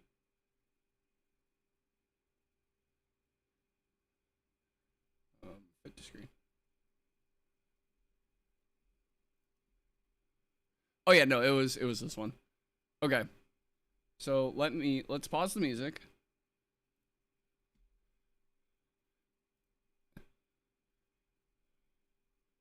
Oh wait, desktop audio is not on. No, properties, system. And this is the okay. So, I'm gonna put this on 1.5 because this video is long. But yeah. So, the background, right, is the Alestronauts in like their testing circle found this FTK before a premiere and then brought it to A Drive and was like, yo, this is a problem. This is consistent. And they kept it under wraps until they had to make an emergency ban list to ban Drataya. Right? So, here it is. Today is Friday, September 6th, and it is 1:50 p.m. and this is the video that released the day that Drataya or Waspire is banned. What is up, my Nimbugs? It's Caleb here on a very, very somber day, and I'm here with a good friend of mine. Also, so that we can get the ethics out of the way, we are coming back to this video. We're liking it. We're subscribing to the Illustronauts. You know, great guys. Shout out to Caleb. Yourself, Alex? Yeah, my name's Alex, otherwise Super Insane 18. I have a Yu-Gi-Oh channel, but I do also play Illustrals quite a bit, and yeah, what we're about to show you is just fucking disgusting. Yeah, so Alex is someone that I got into Illustrals back like last year, I think, at YCS Indianapolis, if I remember correctly. We met there, showed you the game, and this is now history. Yeah, so it's like I was always interested in it. Like I really wanted to be part of it during the Kickstarter, but I just couldn't. And then when we met at Indy, I mentioned it, and you were like, "Oh, I've got a bunch of decks," and we just both happened to also be going to YCS Richmond, which was like the month after. So you brought the decks there, and I've been absolutely hooked on it since. So yeah. So what we both are here to show you today is a very disgusting deck that we never wanted to see the light of day, which is why you're not seeing it. You're not seeing this video until the cards in it are banned. We very specifically, we made this deck. I've had a lot of fun building it, a lot of fun playing it, but this should never be played in a tournament setting because all it will do is cause pain and suffering for the people around, and you'll see very soon. So let's go ahead, let's hop into the deck profile, as it were, and then we're gonna do a nice little test hand, and we'll show you just what this deck can do. Just to kind of talk about it, because you said one of these cards is getting banned, so that you guys know it's going to be either like the Drataya or the Waspire, and like there's arguments for both, and we'll probably talk about that a little later. But Waspire is still a problem to this day, by the way. Like, the Exalt Flare into Waspire stuff is still kind of scary. It is not viable right now because there isn't a way to, like, cycle through your deck as fast as Drataya. But, like, if we get more, like, Fire Nexus tools, that card becomes very scary very quickly. go ahead with the profile. Yeah, and as with the whole timestamp thing, we have no idea. We're recording this in the past, knowing that this has to happen at some point. We just don't know what it's gonna be. All right, let's hop in. So we've got the main piece of shit of this this deck. It's Waspire. Not once per turn, disenchant a fire from Ignector or Waspire to force an opponent to expend 2, and it can be activated any number of times in a turn. So this is the whole goal of the deck. We now have Smell Tongue. You want to put 10 or 11 fires under it and be able to use all of those for activation. So you need additional couple of... Yeah, so like what Caleb is explaining here is that Waspire on a 1-to-2 ratio, right? So you expend 1 spirit, they expend 2, you're burning them, right? So if Waspire ever hits 10 spirits, your opponent loses. Spirits to be able to do that. And you want to burn your opponent for 20 and then either leave them on nothing, pass, then swing for game, or have something like Eruption in hand to burn them that last remaining amount to have them end the game. Sometimes you don't even need to do that. Like, legitimately, if you can just get Waspire with 12 spirits underneath, that means that you can have 11 burns, and 11 burns is 22 spirits, and it's literally just the FTK. Yeah, so we got Waspire. It doesn't even need to first turn kill, and we'll talk about that in a minute. Exalt Flare is our next enabler of this this interaction. So what you're going to be doing is eventually you'll have all 3 of these Exalt Flares in your hand. You'll go Exalt Flare into Exalt Flare into Exalt Flare into Waspire, and just through that line, right, you have 1 spirit under Exalt Flare, a second one when you ascend to it, a third one when you ascend into this one, and a fourth one when you ascend into Waspire. So that's at least 4. You then have to Nexus 2. You want to Nexus 2 fires each time you do this. So you've got 4 for this, and then this is additional 2, 4, 6. So you should have 10 spirits under the Waspire once you've done this line. So that's the let's see here. Let me just pull up Exalt Flare really quick for the chat so that I can explain it in more detail, because I feel like they're not going to go over it. Where's the search bar? Exalt Flare. You can Nexus up to 2. When you do, you can special send this Exalt Flare to an Celestial with an enchantment cost of 1 fire or 2 fire from your hand. So, you normal cast Exalt Flare. It has 1 spirit. Let's say you have like 3 Hephaestus with 4 spirits each, right? You Nexus 2 to it, it has 3 spirits. You then ascend into another Exalt Flare. It now has 4 spirits. You activate that Exalt Flare's effect to Nexus 2 from the Hephaestus onto it, and then you ascend again. So that's plus 3 spirits. It now has 7. For the third, you do the same thing. So it's plus 3 spirits. So now it's 10. And then you ascend over it into the Waspire. So that's another plus 3. So that's 12. Right? Very, very consistent with the setup. That is why this could be so scary, is just with these 4 cards. And this is something we've known since Exalt Flare was revealed in Frostfall reveals months ago. This is something that people were talking about. There's a hypothetical FTK perfect hand where you draw all 4 of... Because of this, like, Waspire is still on, like, the design team's radar, which is a good thing. Same thing with Exalt Flare. And like a Hephaestus. I guess it'd be like a Nog into a Hephaestus, into 2 Hephaestus, does the full FTK with just 6 cards. But we don't need to have the perfect 6-card hand Exodia when we have some of the cards that are in our deck. Let's go ahead and let's hop over. Also, so by the way, Drops of Leave universally is the worst card in the game. It's a worse magical mallet. But this deck is the one deck that actually used it effectively. To looking here at what is going to be enabling this deck to do what it does best. And that Spoilers, is but that is why one of these cards getting banned, this video was released, is both of these cards are very problematic. Waspire, I think, can exist without Drataya, but it is a very concerning card to have regardless. Drataya, I don't think can exist at all, and it's why I'm hoping that this video comes out with the announcement of the banning of Drataya being sent to Tartarus. This card, whenever you... And that's what happened, right? Drataya got fucking nuked off the face of the earth. Welcome back, Drataya, champion of Dionysus, an actual balanced card. Cast Ambrosia, you can draw 2 cards. That's really good because it can happen multiple times in a turn, and you know that we are playing the maximum copies of Ambrosia we can, which is 6. So not only is there Ambrosia, but there's Ambrosia Cornucopia, which lets you recycle stuff from your graveyard, including Ambrosias. This is possibly, if you just see all 6 of these, this is 6 cards, is another 6 cards plus 1 draw for each Cornucopia. So this is 15 cards right here if you have a Drataya on field and see all of these Ambrosias. But that isn't all of the draws that you can do in this deck, because we're also playing Ash Rabbit. So the really, really interesting thing that this deck does, and what makes it very fun to play actually, is a difficult way of managing spirits on board, managing spirits that are in Underworld and in Spirit deck, and nexusing to Ash Rabbit repeatedly with Exalt Flare or with, we'll see later, Circle the Sky, to recycle our Ambrosias so that we can continually keep drawing more and more and more with the Drataya on field. So an ideal turn with this deck plays Drataya, draws deep through our deck to then be able to see Ash Rabbit access. And then we're going to get Ash Rabbit into the Underworld by some means, rise from the ashes it back, and then we're going to be able to loop our Ambrosias that we've used thus far. And again, we'll also, just by the way, Rise from the Ashes at the time was at 3. It is now at 1. show that in a combo later. But that is not all the Elestrals we're playing. We're also on Comagma here. We're playing, I guess we should talk about ratios kind of. I don't think it matters too much. Everything has been a 3 of up until these two. Well, the one Wasp. This one's obvious. Everything else has been 3 of. We're playing 2 Comagma. This is just like another copy of Ash Rabbit in a way of you can dig through your deck. If you see Comagma plus Circle the Sky and any way to have a Nexus Bank, this card then just says draw more, discard more, which now means you don't have to see Golden Apple for your Rise from the Ashes plays to be live, which does come up occasionally. But Comagma's probably the weakest card in this deck, and that's saying... Like, if there was a modern iteration of this deck, this probably gets replaced with like the Smell Tongue line. Is that saying like wrong? a 1/1? I don't know. This deck's kind of crazy. Here's another Celestial that we're playing 3 of. However, this isn't one that we're casting. This is Amp Up. Amp Up. And this is just, if you see one of it, you now have 2. We have 1 additional card in your hand because it replaces itself and gets you another one. And that matters a lot because we're playing triple Drops of Leave. So in combination here, you could turn your hand with... This card is so bad. But it's doing the same thing that like the Magical Scientist FDK would do. Is it would play, not Magical Scientist, the Royal Magical Library FDK would do, is that you have the Magical Mallet and you have the Thunder Dragon, right? But then you would use the Thunder Dragons to like replace those cards in your hand with actual cards that you need for the FTK, right? And in that way, it's like very similar.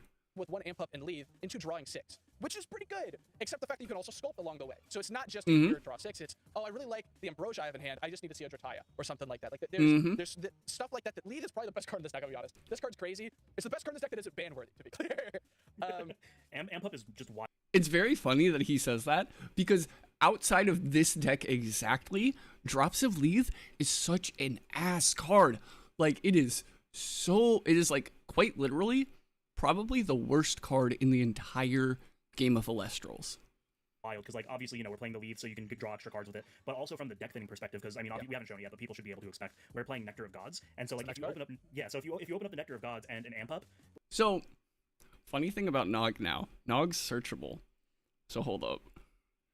What's it called? What's the name of the guy?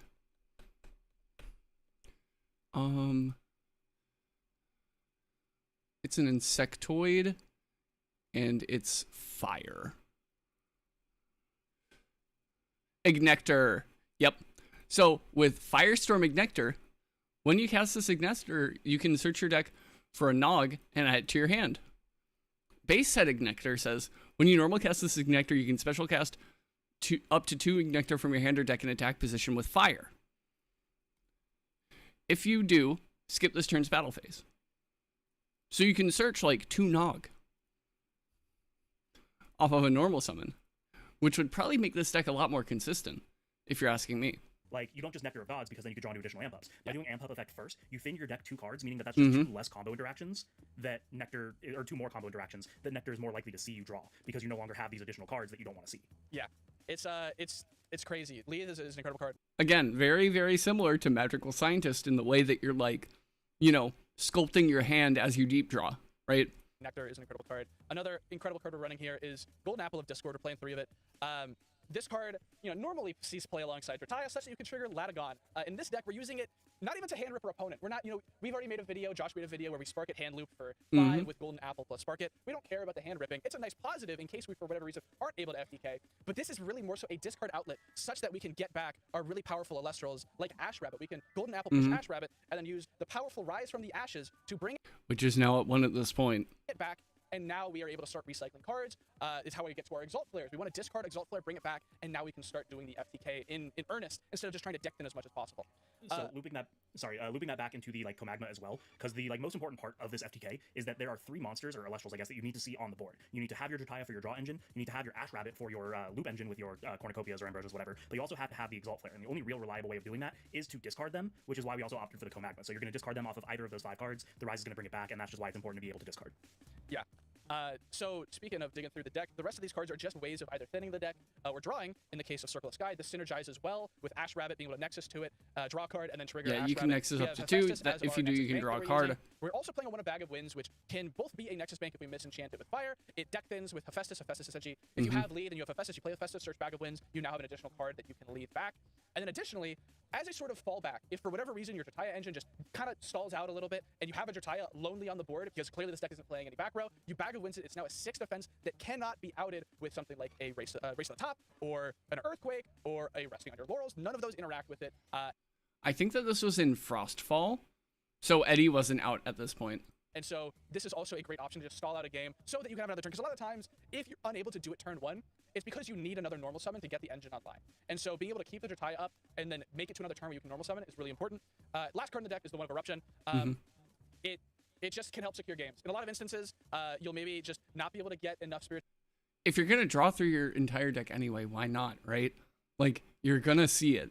Your deck is going to be empty or like pretty close to by the time you finish combo. Why not just play the one of card that secures you the game? Under the Wasp Fire to be able to have it do 11 activations. And so what you can do is you can have it do 10, and then you just, or 9 actually, and then you can just Eruption for game. Because all that matters is that you get them to 2 and then burn them for 3. And so that is the deck. And we're gonna go ahead and hop into a combo here. For anyone interested, it's all fire with a thunder, 2 wind, and 5 earth. You'll see. I don't even need to put that in the video. You'll see it in the combo. All right, let's randomize our deck through a non-random means first. Yeah, if you leave, you're stuck with whatever you get. If you mulligan, you can just mulligan again. You can just do half now, it's fine. All right. We showcased that we're properly doing it. 3, 4, 5. Oh, beautiful hand. Honestly. I wish that this was edited. I wish that we could Yeah, fake this. let's just perfectly craft the hand and Oh tell yeah, people that every they're single just gonna draw. get it. Yeah. You simply will open it. All right, do half one more time. 1, 2, looking good. 3, 4, 5. All right, That's keep better. this. We've mulliganed Okay, yeah, twice already. This is actually pretty decent too because we can showcase the whole amp up thing, thinning the deck before you draw. Yep. Yeah, so we're gonna go search our deck. Next few draws would have been not great. We really want to see this damn Drataya. Oh, dude, what the fuck is happening? Look at this. All 3 Drataya on the bottom is crazy. Wow, I suck at shuffling. I don't know. We'll go ahead and we'll Nectar here. Pray, come on, Prage. We take that? Okay. Ooh. Okay, that's even better actually. Ooh. Nog This is drops That's a arguably leave. better than That's what I said. crazy. I think We go you Nectar Nectar again. first for a maximum leave. Yeah, start considering what's in our spirit deck here. Draw 2, okay. Ooh. Double okay. Ambro. So now, if we leave everything except those 2 Ambrosias, we're drawing 6. Yep. So all we have to do is see a Drataya. 1, come on. 2, come on. 3, 4. Oh, There you go. 6. All right. Oh, that's Okay, so crazy. we legitimately have every piece we need except for Rise and Ash. Yeah, this is incredible. Okay, all right. So we Okay, go this Drataya is it. here. We've done it. We go Drataya, we go Ambro. We Ambro, heal back 3 fire, and we draw 2 cards. Oh! Ooh! Oh, so good. Oh my. No way. All right, we'll go Ambro again. Heal back another 3 fire. We only have 6 spirits underneath. We're in the underworld. 1. Oh! Ooh. Oh my. Okay. So this is So when I do this, in just testing, doing test hands, I'm just gonna do it from here on out because we're FTKing. I just start laying my shit out because I need to organize. This deck is not easy to pilot. I need to organize where my stuff is. You're gonna see this gets really messy. And that's the thing is my like spirits too up here. You have to start like really thinking about your interactions because like obviously you're gonna cornucopia loop your earth spirits. You're gonna just keep like it gets really ridiculous. It's actually not easy to pilot. So we have 2 in Underworld. I think we just go cornucopia here and we'll draw 3, heal 2. Order of operations technically draw first. Okay. Then we heal 2. We heal back 2 fire. And then resolves, and then we trigger Jataya, and then welcome to a thing I started doing recently. I have my piles of Ambrosia, so I can tell how many I have. So we'll draw 2 here with the Jataya. Eruption's fine. Hephaestus is pretty good. We did make a slight misplay because we already had Hephaestus, right? You want to get back Wind out of your deck first. True. We can go ahead and we'll do that right away. Now that you've that way we just don't, so that we don't dead draw it. But yeah, we do apologize, you guys. This is going to be very hard to look at. It's a little messy because that is the nature of this deck. It's a messy deck. But by the end of this combo, we're going to have like 17 cards in hand. Like, there's a point where I've drawn enough of my deck that I'm a pile off to the side of cards I've never. Right now, they have 1, 2, 3, 4, 5, 6, 7, 8, 9, 10, 11 cards in hand. Because like this Jataya is great for late lead spotter right now, but if I see it after I already have used leads, there's no point. Let's just count 1, 2, 3, 4, 5, 6, 7, 8, 9, 10, 11, 12, 13, 14, 15, 16, 17, 18, 19. We've got 20 cards left in deck already. We've already gone through half of our deck. Our opponent has not yet taken a turn. They haven't done anything yet. We'll go for Ambrosia. So this is going to heal 3. We'll draw first, heal 3. That's our other Exalt Flare. You do have to always put back to Earth. And a consideration later in the game is you do have to draw to heal. So if you have 2 little cards in deck, that gets to be a problem. We'll draw 2 for Jataya. Killer. Oh! That's wild. Right. So we go Nog first. This is wild. This is absurd. We'll Nog first. We'll draw 2. Oh, all right. So that's it. We will do it all. We will do it all. So we're gonna go organize my. There's no. We've reached a point where there's pretty much no way for this to fail unless we specifically do not get to our rabbit. Yeah. If we never see the rabbit, it's over. I will draw 2. Come on. But like we have multiple leads. All right. We have Rise. So we're fine. Yeah. We have Rise. We can amp up again, right? With the Ambro. We have to. Yeah, we have to Ambro first. So we might just draw the second one here. Yeah. In which case it just becomes lead fodder. So we'll draw. Oh, that was 1 too many. It's fine. We're drawing it anyway. 1, 2, 3, 4, 5. Yeah. Yeah, I think that's fair. That's 5. Fair. That's 5. Yeah. Well, that's definitely what we're doing. It was just I didn't know if I actually had the ones in Underworld. 1, 2. All right. So this is everything. The issue now is we don't have our little baby rabbit, but that's okay because we have leave. All right. This is the time where we pause. So we know that we have all these in Underworld. I don't have to consider checking them. I'm gonna reorganize my field here a little bit better. So we. So I think we go amp up here. Yeah. We go amp up here. Just to get the last amp up out of the deck. Bottom of the deck. Let's see. Ashra was our next draw. How many cards in deck do we have? Let's find out. 1, 2, 3, 4, 5, 6, 7, 8, 9, 8, 9, 9. All right. So now, I think we probably lead here. So we can lead back. I guess we want to keep the lead in case we want to lead again. We'll keep our combo pieces. Our Exalt Flares, the Wasp, the Rise. We need to keep a Golden Apple. We need to keep as many Golden Apples as we have, actually. It's just 1 at the moment. Okay, yeah, because we're essentially all we need to see in order to do this is 1 Rise, 1 Apple, 1 Rabbit. If we hit Rise, Apple, Rabbit, we have the FTK. Well, yeah, because we'll be able to cycle. Yeah. And draw a bunch. So it's probably 1, 2, 3, 4, 5, 6, 7. We'll draw 8 here. And then we can just do it again. Worst case scenario, I believe. Yeah, worst case scenario, we just second leads. So we'll fucking do it again. How many am I drawing? I forgot. I said I was drawing 8. Yeah, you're drawing 8. All right, thank you. That's the benefit of having someone here is I can't remember. Get distracted. Yeah, this FTK is just insane. But I gotta go back to what I was doing earlier. Well, yeah, when you've got so little cards in your deck, there's no stability behind it. Draw 8. 1, 2, huge. 3. There we go. 4, 5, 6, 7, 8. All right, yeah, I mean that's it. Yeah, Rabbit, Apple. So let's separate those piles again. Now it's just a matter of going through the motions. So what we can do is we're going to Golden Apple away our Ash Rabbit. Pitch that. We have never hand ripped our opponent for 1. Just keep that in mind. They're at 4 cards in hand right now. And they mill 2 as well. So and they also you all are. So the reason why, not only is it like a consistent FTK, but then also afterwards, right? Because you have to Apple and hand rip them, you probably get deck knowledge as well of like kind of what they're playing. At this stage in the game, there wasn't really like archetypes. Like you could hand rip an Ash, an Ash Rabbit and just be like, I have no idea what they're playing. Are also getting rid of some of their consistency pieces potentially. Yeah, we're then gonna go for Ash Rabbit with the Rise from the Ashes, and we'll trigger Ash Rabbit. So welcome to here's the fun part. This is what we're gonna be doing for the rest of the game to draw the remainder of our deck. We target our targets with Ash Rabbit. I wonder what we're going to get. Really difficult choice, guys. It's really fun difficult. And interactive. It's true. We'll go Cornucopia. We'll draw. We'll heal 5, which is always going to be 2. Probably not drawing off the Jataya. 1, 2, 3. We don't need to, in fact, right? I believe we have everything. Yeah, we have everything, so we don't want to deck ourselves out, so we just simply opt not to Jataya. We have all of the pieces in our hand, so there's no need to draw anymore. The only reason we are is because we want the Cornucopia still, and the Cornucopia draw is mandatory. Yeah. So we've healed. We can now Golden Apple again. Exactly. Our opponent's not 3 Hell, cards in hand. I We would then say rise again. if you rip the hibernation, you probably know like 100% of their deck in that specific case, because like Bear Bomb is so like cookie cutter. Actually, we need to keep a spirit in spirit deck here, an extra fire here, to be able to do this. So we're gonna do off of Hephaestus here. And this is where you gotta make very, very smart decisions with this deck, because if I did this incorrectly, I wouldn't be able to ascend the way that I need to for the Exalt Flare. Actually, so fun fact, something we actually could do here. Let me do this. Let me show how I think the correct thing to do is pay off Hephaestus. Let me show you that it doesn't matter here.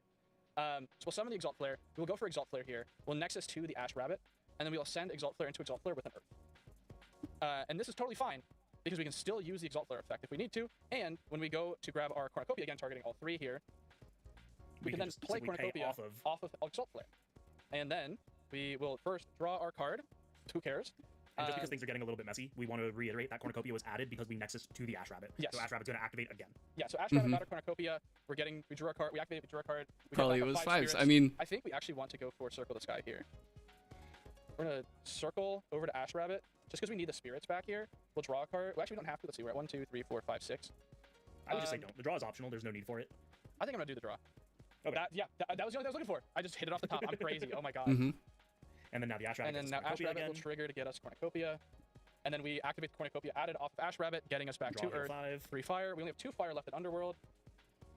You know what's crazy is for how crazy this combo has felt, probably to watch. This is maybe one of the worst ones actually, because when I do this, usually I'm comfortably at a point where I have to start adding back all of these from Underworld and not I like run out of fires by the second time I do the Exalt Flare Ascension. So this actually is probably one of the worst ones I've done recently. We'll do Hephaestus for 4 here.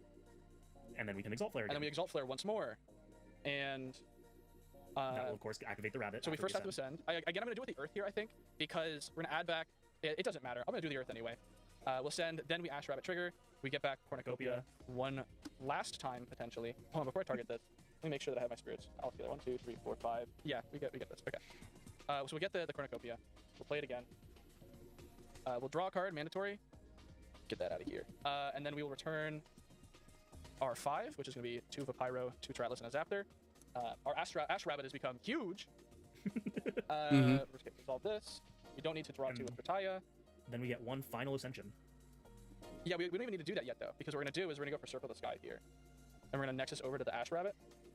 And Ash Rabbit here, actually, I think, is just going to target a regular, the 3 regular Impros we have in our Underworld.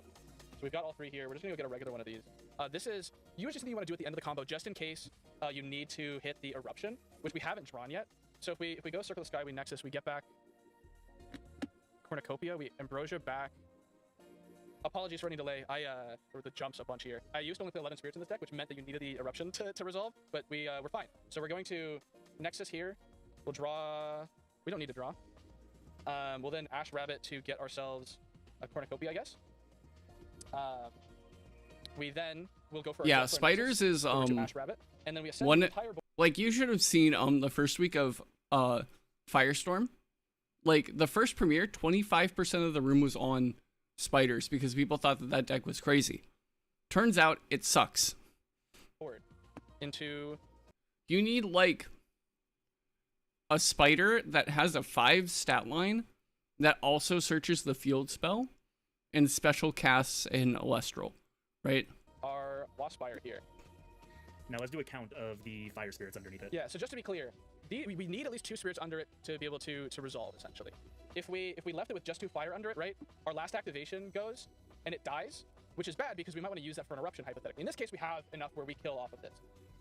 But in the case where you maybe aren't able to fully do it easily and you need to make sure that you have an extra spirit on board to potentially eruption, maybe you're unable to get all of your fires out of spirit deck, something like that. Hi Scarab, how's it going? Yeah, I red layered. Wow, that's crazy. And they really aren't.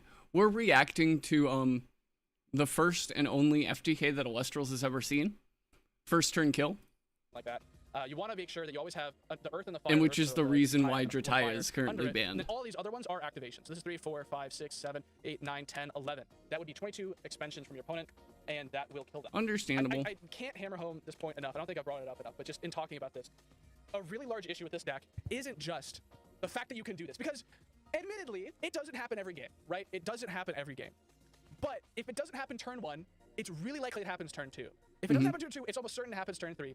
If somehow by turn 4 you haven't done it, you still probably spun your wheels for like 10-15 minutes to try and get there. This combo took me 23 minutes, and I will happily upload the unedited footage if you want confirmation that we didn't stack this in some way. Believe me, I wish that I stacked it, because it wouldn't have taken 25 minutes for us to do this entire thing. And that was with us playing. Like, Alex and I are both experienced with this deck at this point. We've labbed this really hard. We've gotten really good at playing. But it still just takes a lot of thought and a lot of time to figure out how you want to navigate lines to make sure that this Waspire kills your opponent at the end of your turn, no matter what. So voiceovers on the top left. It's this, True. This Real. deck, again, this video is uploaded at the ban of Waspire Krataya, whichever it is. Because we do not endorse that you do this. We are specifically we're waiting. That we're way, waiting. Once, we don't want to once introduce this this is into out the there, world. yeah, well, once this is out there, you cannot do it. So you can't do it anymore. If you didn't figure it out, oh well. Yeah, too bad you didn't figure out the FTK, didn't bring it to an event. But the main thing is that this combo takes so long that it actually would impede tournament proceedings in a lot of instances, we believe. The other thing, though, is that since this isn't legal anymore, what's the point of showing it other than like, oh, here's a cool thing we came up with? I actually, unironically, will be keeping this list together even now that Krataya is banned. Because... When was that ban list? Let me look it up.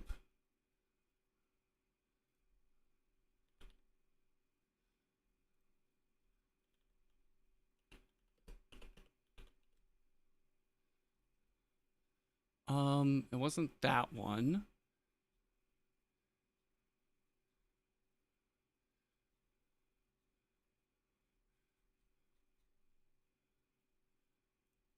We shocked everyone by banning this one card. Drataya, a seemingly harmless little dragon fruit, has everybody talking. You see, Drataya is a draw engine enabler, About a year ago. allowing players to About a year ago, so like 11 months-ish.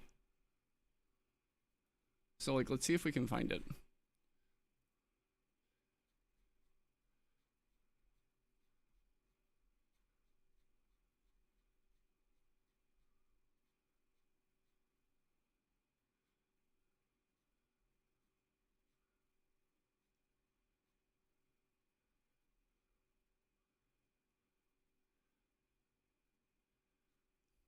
I think it was a bit after, I want to say. Yeah. So this was the FTK getting banned 11 months ago. And this was the announcement of the Kickstarter. So that was probably like October of last year.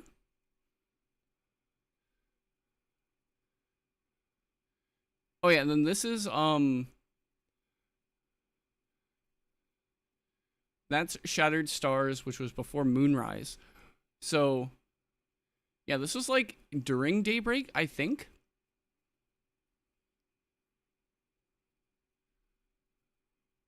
Yeah. This was during Daybreak, so I guess Eddie was legal.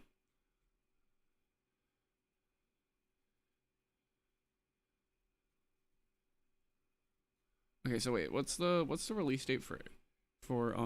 After months of anticipation, Daybreak is officially revealed.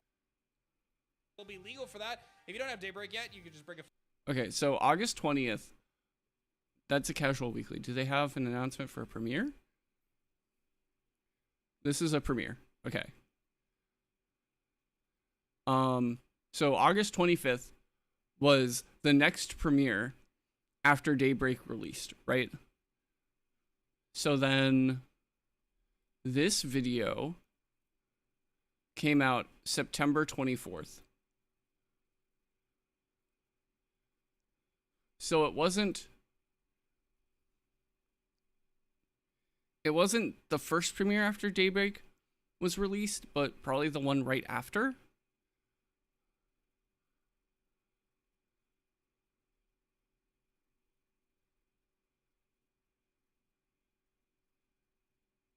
I think it was longer because I don't think that any of the cards in there were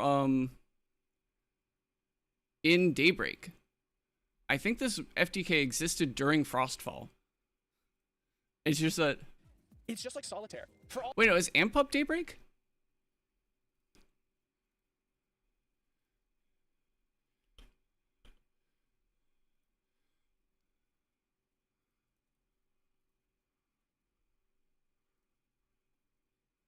Element. Amp Up is base set. I'm trying to think of what cards was Waspire in? TCG player.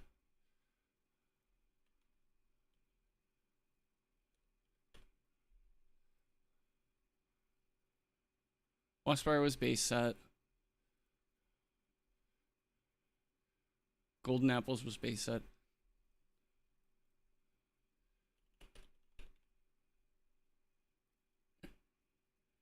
Ambrosia Cornucopia was Frostfall. Bag of Winds was Comagma. I think Comagma was Frostfall.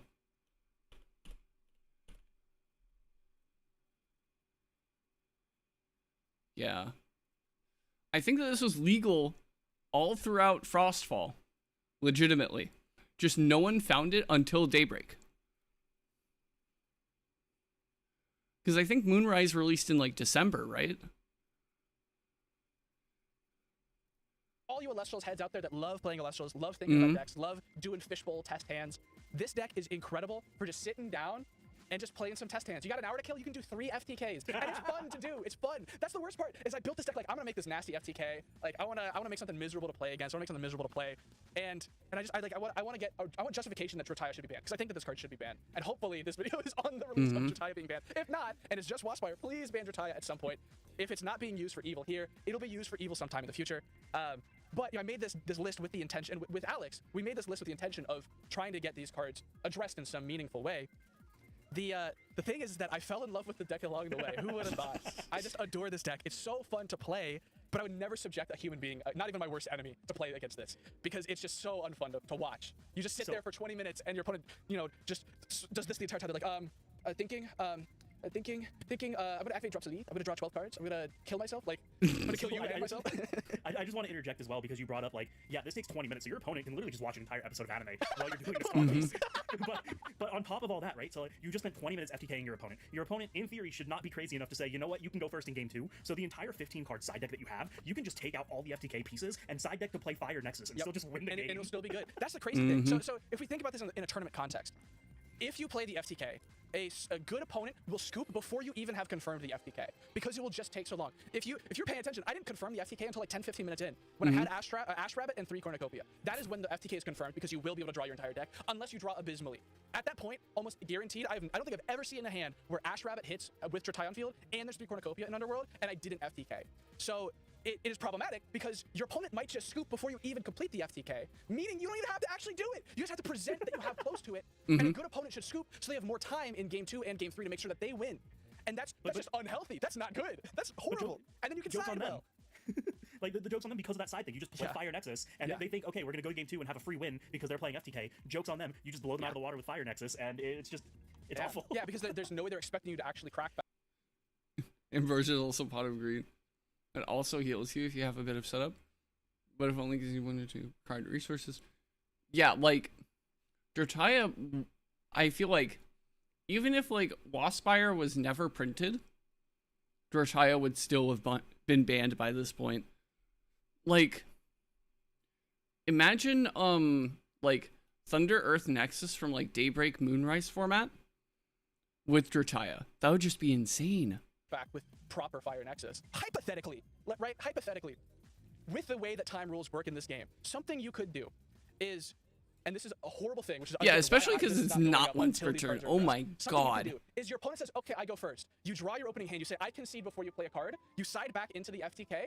And now you have the entire rest of the game to take your sweet ass time. In fact, the correct thing to do actually would be to let your opponent play until you are confident you can get to time, and you play your turn 0 until they cannot recover. It doesn't matter if you do the FTK. If you Watchfire burn them for 10, what are they going to do? You have 10 spirits and because also, right, how time works in Elestrals is for turns.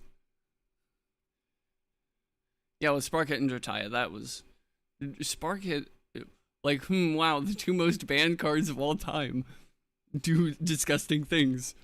Wow. Spirit deck problem. Yeah, no, I'm so glad that these cards are banned. Recourse. If you go to time, you play your turn 0, which still takes 10-20 minutes, and then you leave them on nothing with hand rips along the way. Like, this is a nightmare for tournament play, but it's so fun to play on your own. It's such a fun deck to play. Imagine that, like, you are a brand new player. This is your first ever game of Legends, and you sit across from somebody committing these atrocious war crimes. Jesse Cotton would like to have a word. probably putting the game down and never Yeah, touching it again. yeah. Even worse if it's a kid. Imagine if it's like Yeah. a 10-year-old kid and he just sits down across from this greasy card Yeah, player. no, like, no, no. I could be Jesse Cotton. I could be the Jesse Cotton. Yeah, see? Caleb and I share the same brain cell. Cholesterol. Jesse Cotton, FTK the child.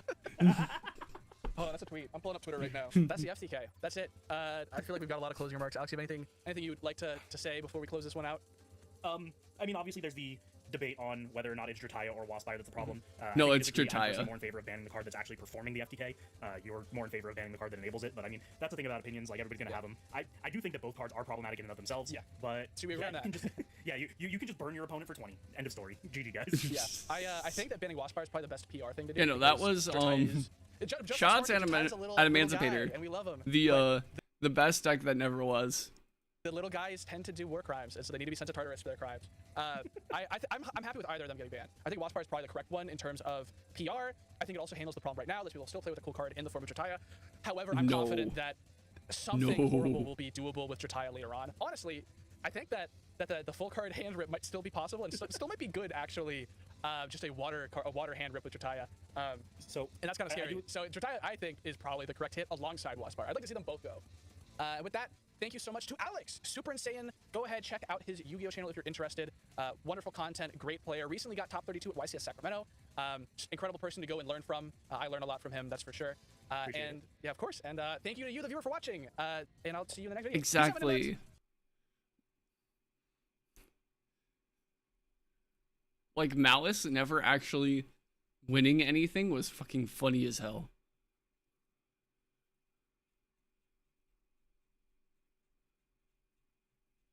It was so funny.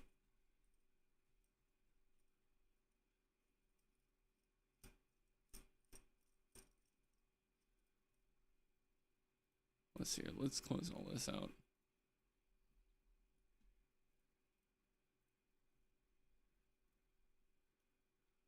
But yeah, that was the Waspire FDK. A very funny piece of Elestral's history. I feel like everyone who plays Elestral should have to bear witness to that, so that we don't repeat the mistakes of our past. But that's just me. To play Vanquish K9, but man, I don't have exactly. Vanquish K9 is so expensive. Like, holy crap. But also, that deck is, like, extremely complicated.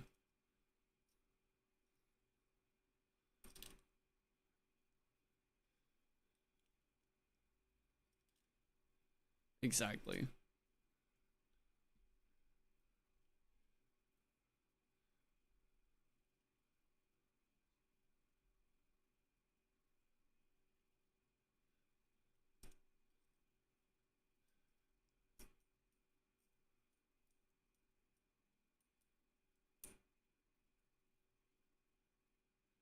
Oh my god. What are they talking about?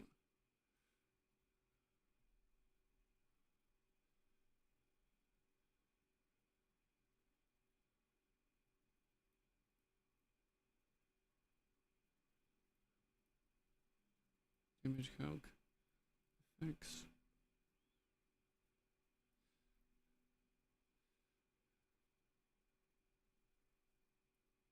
Hmm.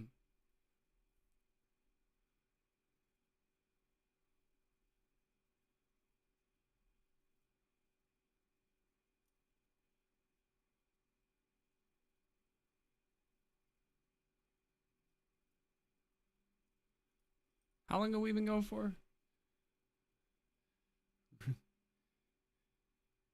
A Yugi Boomer seeing the light, true and real.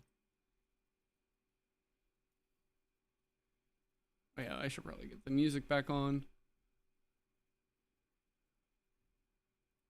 2:35, yeah.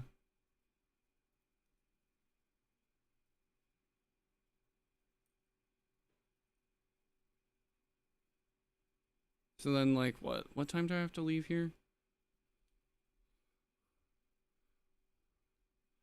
I have to get ready at 3:15, I think.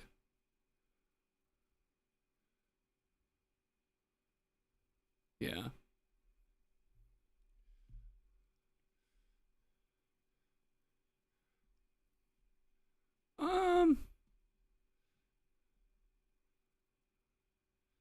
I might just end it here, honestly.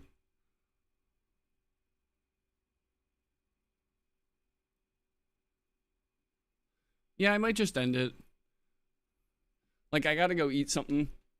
I gotta go get showered. I gotta go get ready for work. At some point. It's like, what, I have like an hour and a half before I actually have to start getting ready.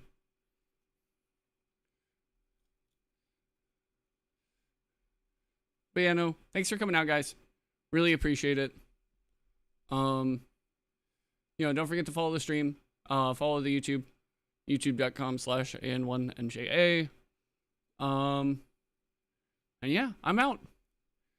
Thanks for watching. Peace.